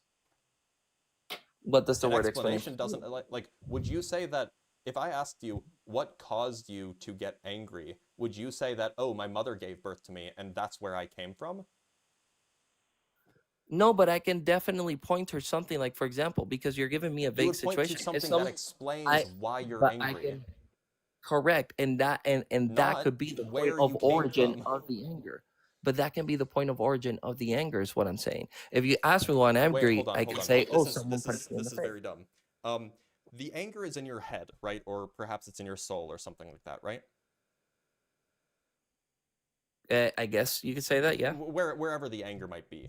If somebody cuts you off in traffic, them cutting you off in traffic is not the origin of your anger. It's the cause of your anger, but it's not the stuff that your anger was made out of. Okay, but these aren't perfect comparisons to what we're talking about. That's moving the goalposts, because yes, I understand what the point is there's a distinction between a cause and a composition. There are differences, but what I'm trying to say is that it's not always universally the case. Okay, what do you mean when you say cause then? Everything that So begins to when exist has a cause. What do you mean when you say cause? I mean by cause by definition is something that causes something into being, and it's not always the origin. You can't use the word in the definition. Give me a definition, because it Yes. seems like we're clearly Okay. disagreeing on what the word So, means. for example, when you use the example of someone cutting me out of traffic, right? You know, Don't yes, use an it's example. pretty. Give me a definition. But let me give you. Okay, let's look up for the word cause by definition, I guess. A person or thing that gives rise to an action, phenomenon, or condition. Right. It gives rise a to person it. or It doesn't. thing. A person. So yeah, notice how it person or says thing. a Yeah, person or thing. It Right. can be the point of origin. No, it by doesn't say definition. that. It doesn't say that. A person. So I'm reading here by dictionary. A person or thing that gives rise to an action, phenomenon, or condition. Yeah, none of The those things are thing- existence of the thing. In what part do you arrive to the conclusion? A point of And what part do you arrive to that conclusion? So an action is an event that takes place, right? A phenomenon is a type of event that takes place, and a condition is a state of affairs of a thing being a certain way, right? So Yes. a cause is a thing that gives rise to the ways those things are. It's That not is giving correct. rise to the thing itself. It's giving rise to either the actions that are currently happening, gives rise to the class of descriptions or actions that are currently happening, or it gives rise to the state of affairs of the way the thing is. But they're not, according to this definition, it is not the thing that created the thing that is doing the action, or the thing that has the conditions. But what I'm saying is that's not always mutually exclusive. Like, to give you an example, if I were to take a silly example, if I were to take a marshmallow and put it over a fire, what's causing the marshmallow to melt? The heat. The heat from what? Oh, well, now you could ask, where did the heat come from? And you can ask that question, but the cause of the marshmallow melting is the heat. No, yeah, and I agree from that. But regardless of whether you want to say the heat or not, you can trace back Yeah, the cause to the origin the yes, majority of the hold on. time. No, that's not necessarily the case. So for a helium nucleus, so just so you know, like if you have a really heavy element like uranium or like thorium or something like this, one of the ways that it will spontaneously decay, like via like radioactively, is that it'll just like shoot out a helium nucleus. It just does it spontaneously. Now, what is the thing that gives rise to that action? Again, there you're asking me about something that I don't particularly know. There's no way that I can answer that It's a specific rhetorical question. because the answer is that according to known science, nothing gives rise to that action. It's purely spontaneous. But there is the parts where we're having differences, because you are speaking about according to known science, and these are things that we can possibly observe later on. We might be able to, we might not. But that's not the point that I'm talking about. When I'm talking about the cause of when I'm talking we then have about good reason to reject the idea that everything that begins to exist has a cause. We have a reason to reject that. well that's the thing. We don't have necessarily a reason to reject that, because anything. We have an example of something that has no No, cause, no known because cause, again, and yet it exists. Here is the difference. You are speaking about things that already have other things surrounding it, and so we might not be able to observe what's causing it, but we know there are things that could cause it there present, and that's why these are fundamentally. That's why these are fundamentally different. No, the point is we don't know that there's something there that could cause it. Repeat your example again. All the causes that anybody's ever come up with have been ruled out. Repeat your example again. Yeah, so you have a heavy atom like uranium. Okay, there you go. I'm gonna pause you right there. You have a heavy atom. Yep. You can have more things, and I know that your example was way beyond that. But the point is, there are already pre-existent things in place. The question is, and what's whether the cause of the helium atom existing? No, and I understand what you're saying, and like I said, I don't know enough of that topic. But what I can tell you is that the example that you're giving me is fundamentally different from what I am trying to explain when it comes to the cause and origin of the universe. But you said everything that begins to exist has a cause. But yes, that is correct. The helium nucleus began to exist, so what's its cause? Yes, but like I said, that is different because we might not be able to explain it, but we know that there are things then we have good in reason to place. reject the premise. If there's an example that we can come up with that, as far as we can tell, has no cause, then we have good reason to reject the premise. No, it has a cause. We just don't know it. But there are things in place. Prove that's what I'm trying to say. Prove it. That's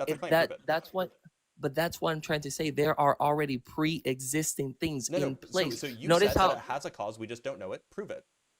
Okay, but every example that you've given me, have you noticed, like when it came to your phone, when it comes to this, and every example that you've given me already presupposes something else being in the mix. You have not been able to give me a single example of something coming out of nothing. The claim that you made, the premise has nothing to do with something coming out of nothing. The premise says that everything that begins to exist has a cause. And I gave you an example of something that begins to exist that, as far as any scientist alive knows, does not have a cause. But again, the fundamental of what the example that you're giving and what I'm saying is different, because when I'm giving everything is a helium nucleus part of everything? Yes, that is part of everything. So then, if it's true that everything that began to exist has a cause, then the helium nucleus beginning to exist better have a cause. And if it is the case that every single scientist alive agrees, oh yeah, it doesn't have a cause, then we have good reason to reject the premise. But we don't have an explanation. But again, that doesn't mean that there's nothing. Going back to the example that you gave, you're just assuming the premise. You're just assuming it's true. I'm not assuming the premise. Going back to the example that you gave. Saying, oh, going back to the example, but there is one. Going back to the example that you gave the guy a couple of guests earlier, you mentioned thunder 3,000 years ago. The Greeks were like, oh, that's a dude throwing something out of the sky. Just because we don't know it, does that mean that thunder had no cause? No, but exactly. But you would have reason to reject the premise. The exact same. You would have reason to reject the premise. But this is still the exact same premise. What I'm saying is there are already other forces in play, and you're trying to downplay. Giancarlo, why do you think that the helium nucleus beginning to exist has a cause? Why do you think that it has a cause? Because there are outside forces in play. What does that have to do with it having a cause? It's because it's not coming from nothing. Wait, again, having a cause and coming from nothing are different. How do you know that it has a cause? Yes, having a cause and coming from nothing are pretty much different, and that's exactly They are the different. point So of this how do whole you know thing. that this thing Out of has nothing, a nothing cause? comes How do you because know that there it are has a outside cause? forces in play. Wait, so hold on. What do outside forces have to do with anything Okay, with it having a cause? because there are things that can influence the environment around Sure, it but to how do you know cause that they that point do? of origin. How do you know that they do? How do you know that those things are that one of those things is the cause? Because we can observe that even though we can't tell what causes it specifically, we can tell a pattern that they are coming always Lots of surrounded by things these have things. causes. I agree. How do you know that everything has a cause? Because we have never observed in life that something comes from nothing. That's Never, ever. you're why are you keep saying something coming from nothing when you just agreed that that's different from something not having a cause? No, because they are not inherently different. They are, and you Something just coming agreed that they were. No, because I was giving it in the example that you're giving. You were just Because I'm confused. I trying. understand that. Look, the point is you're Yes, saying, because you oh, keep well, moving the goalposts. the I point come from is, the beginning. this is not moving the goalpost. I've been on this for 20 minutes Speaking now. The about the point universe, is that you no, say, yes, well, because we I look come, around, yes, and and everything I that come we from the see beginning. seems to have a cause. I come from the beginning You speaking. look around and it seems to be the case that everything Yes, has a because cause. I come from the beginning, And therefore we can explaining. infer that I everything come from does the have a beginning, cause. explaining Except why when the I universe find one came. example, I can mic mog you, by the way. My mic's a lot louder than yours.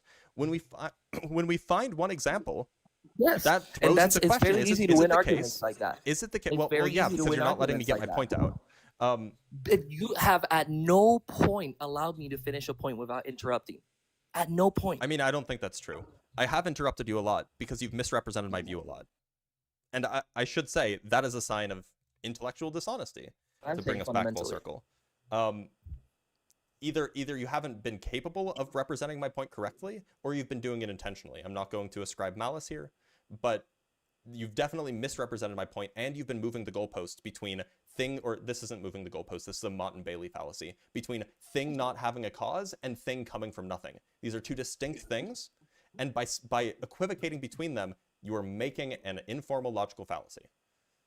No, because from the very beginning, what I come to explain is speaking about the origin of the universe and how the universe can come from nothing. Now, whether you want to change the definition of the word cause or nothing, you very well understand, and everyone in the chat very well understands, that the point that I was making from the beginning was that the universe came from nothing. What switching the goalpost looks like is full well understanding what the other person is trying to convey and trying to use words to try and move the goalpost, because you're switching it. You know what I'm talking about, and you're switching it to these examples to try and trap me into giving you an answer that's going to give you the point when you know very well what I'm talking about. So just to be clear, when you say everything that began to exist has a cause, you don't mean the word cause that we read in the dictionary. You mean instead everything that began to exist didn't come from nothing? Well, is that what you actually meant? Because if that's what you meant, you could have just said that instead of trying to bring up this whole William Lane Craig Kalam cosmological argument and use his exact language.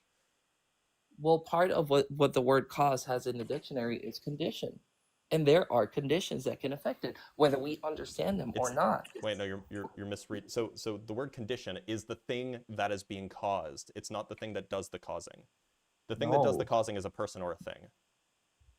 Exactly. The thing that does the causing is a person or a thing that gives rise to an action that gives rise to an action, phenomenon, or condition. Yeah. So the condition isn't the thing, isn't the cause, it's the effect, right? Yes. And there is a person or a thing. So person or the thing cause is a person or a thing. Origin. So what is the person or a thing that gives rise to the effect of helium nucleus emission from a And again, this is where the goalpost. This is where the goalpost. We agreed on this definition. This is the word that's in your premise. You said everything that begins to exist has a cause. We read the definition of cause, and now using that definition to apply to a specific example that falls into the category of everything. The helium nucleus spontaneously arising during nuclear decay is a phenomenon, we could say. Okay, there you go. It's a phenomenon of a thing beginning to exist, and you're saying that it has a cause, which means that there's a person or thing that gave rise to it. So what is that person or thing? You just gave me the thing, nuclear decay. Nuclear decay is not a person or a thing, it's a concept. It is a broad category of ideas. No, because it is a thing. No, Whether it's it is not a a thing. physical It's thing not or a a thing. It's a concept. Wait, so hold on. Oh, you don't want to do that. Do concepts have causal power? Do concepts have causal power? Absolutely not. But Okay, this so isn't then you a agree concept. that We are, radioactive decay, a concept, can't cause the helium nucleus to be ejected. yeah, but this isn't a concept and an idea that's in our head. These are literally It is. atoms. These are literally, atoms in the state of the universe, behaving in a certain way. Heat isn't just a concept. I can feel heat. It is a real thing. Yeah, nuclear Cold decay isn't is just a a concept. concept. It's a category of phenomena. Of what kind of phenomena? Alpha decay, beta decay, gamma decay, Yeah. neutron emission, It's so positron decaying emission. is a concept. Decaying isn't real. It's just a concept. When I see something decaying, that's just a mental Radioactive thing. decay is a category. Correct. It's an abstract category that refers to events that take place in the universe. Okay, as you define it yourself, they are events. The Yeah, so concept, nuclear decay is it not a a person or a concept, but thing. it is a At best, you could concept say it's a of an type of event. Exactly. So But then, it then, is it- a then thing. using the no, an event's not a thing. An event is a process, right? I guess you could say so. A Yeah. thing is like a rock. A rock is a thing. Correct. Now, what is the event? That's what I'm asking you to The define. What is event the is event? the emission of the It's not a nucleus. bunch of nothing happening that we gave it a The name to. action, There's the something phenomenon, is the emission of the helium nucleus. What's the cause? Okay. So there is a thing. The helium nucleus is a thing. No, the helium nucleus is the thing that is emitted. It's not Yes, the emitted cause from of its where? own. It's Are not the you cause of saying its own that emission. are you saying that nothing is emitting something? I'm saying that there is no cause for its emission. But where is the emission coming from? You can't actually pinpoint it to a particular place. So we can see an emission, but we can't see where the emission is coming from. No. Okay, and there you go. So because we can see an emission, we know that there is a cause. We just don't No, we know don't. it yet. But we see an So emission. so we see an emission, but now you're just asserting that because we see something, it must have a cause. That doesn't follow. An emission, by definition, has to come from something. Coming from It- something and having a cause an are emission different, and is you're doing the Mott and Bailey again. An emission, by definition, is the production or discharge of something. By definition. It's a discharge of a helium nucleus. That is what the emission is. But that doesn't mean that so what's the cause? What's the cause of that emission? That's the thing. We don't know it yet, but there is one because How we do you can know? observe How do you know an that there's emission. one? How do you know? Because we can observe an emission, and emission doesn't does- come from nothing. By definition. So if I see. You're right. If we just assume that everything that begins to exist has a cause, then of course it has a cause. No, because as you said it yourself, it comes from an emission. An emission No, literally, it by is the definition, emission. It's the cannot come thing from being nothing. emitted. That's exactly what I'm saying. An emission does not come from nothing. That is the How do thing you being know? emitted. Oh, if we So only something assume is that that everything that begins to exist has a cause, then we can know that it an emission, that it has a cause. You're right. an emission, not the helium nucleus. An emission per se comes from something by how do you know? definition. Because that is the definition of the word, and in order to try I and don't say think it- otherwise, I you don't have to think go it to is. all right, but Google it right now and put it on the screen. The product and discharge of something, especially gas or radiation. Yeah, There you go, of it's something. it's the discharge of the helium nucleus. It is okay, That's but the- like you that said, is- it is that's what the emission the is. That's the product- thing being emitted. The production and discharge of something. Yeah. It's the helium nucleus. That's what the production and discharge is. That's what the emission is referring to. It's referring to the helium nucleus. So it doesn't say anything about that coming from somewhere, or being caused by something. It doesn't say anything about that. Yes, you're completely right. An emission just happens out of nowhere. You're completely right. So if we're just incredulous, then of course your argument will be right. Yep, that is correct. You're completely right. All right, folded like a chair. What else does Ian say? Folded like a chair, flopped like an omelet. I'm glad he conceded that. I'm glad that we've come to the conclusion that indeed I am perfectly right. All right, y'all. Unfortunately, we have to end the live because I'm very hungry and I need coffee. And he was on for a very long time. But I'm going to read some super chats before we do that. We got $5 from Vanya. Thank you so much. We have 5 Canuck bucks from Garba Gaiman. Caller starts by claiming you were intellectually dishonest. Proceeds lecture about the beginning of the universe without doing any research. That's true. Yeah, no, that guy was like, that that guy comes from Projection, which is a city in the state of projection, right?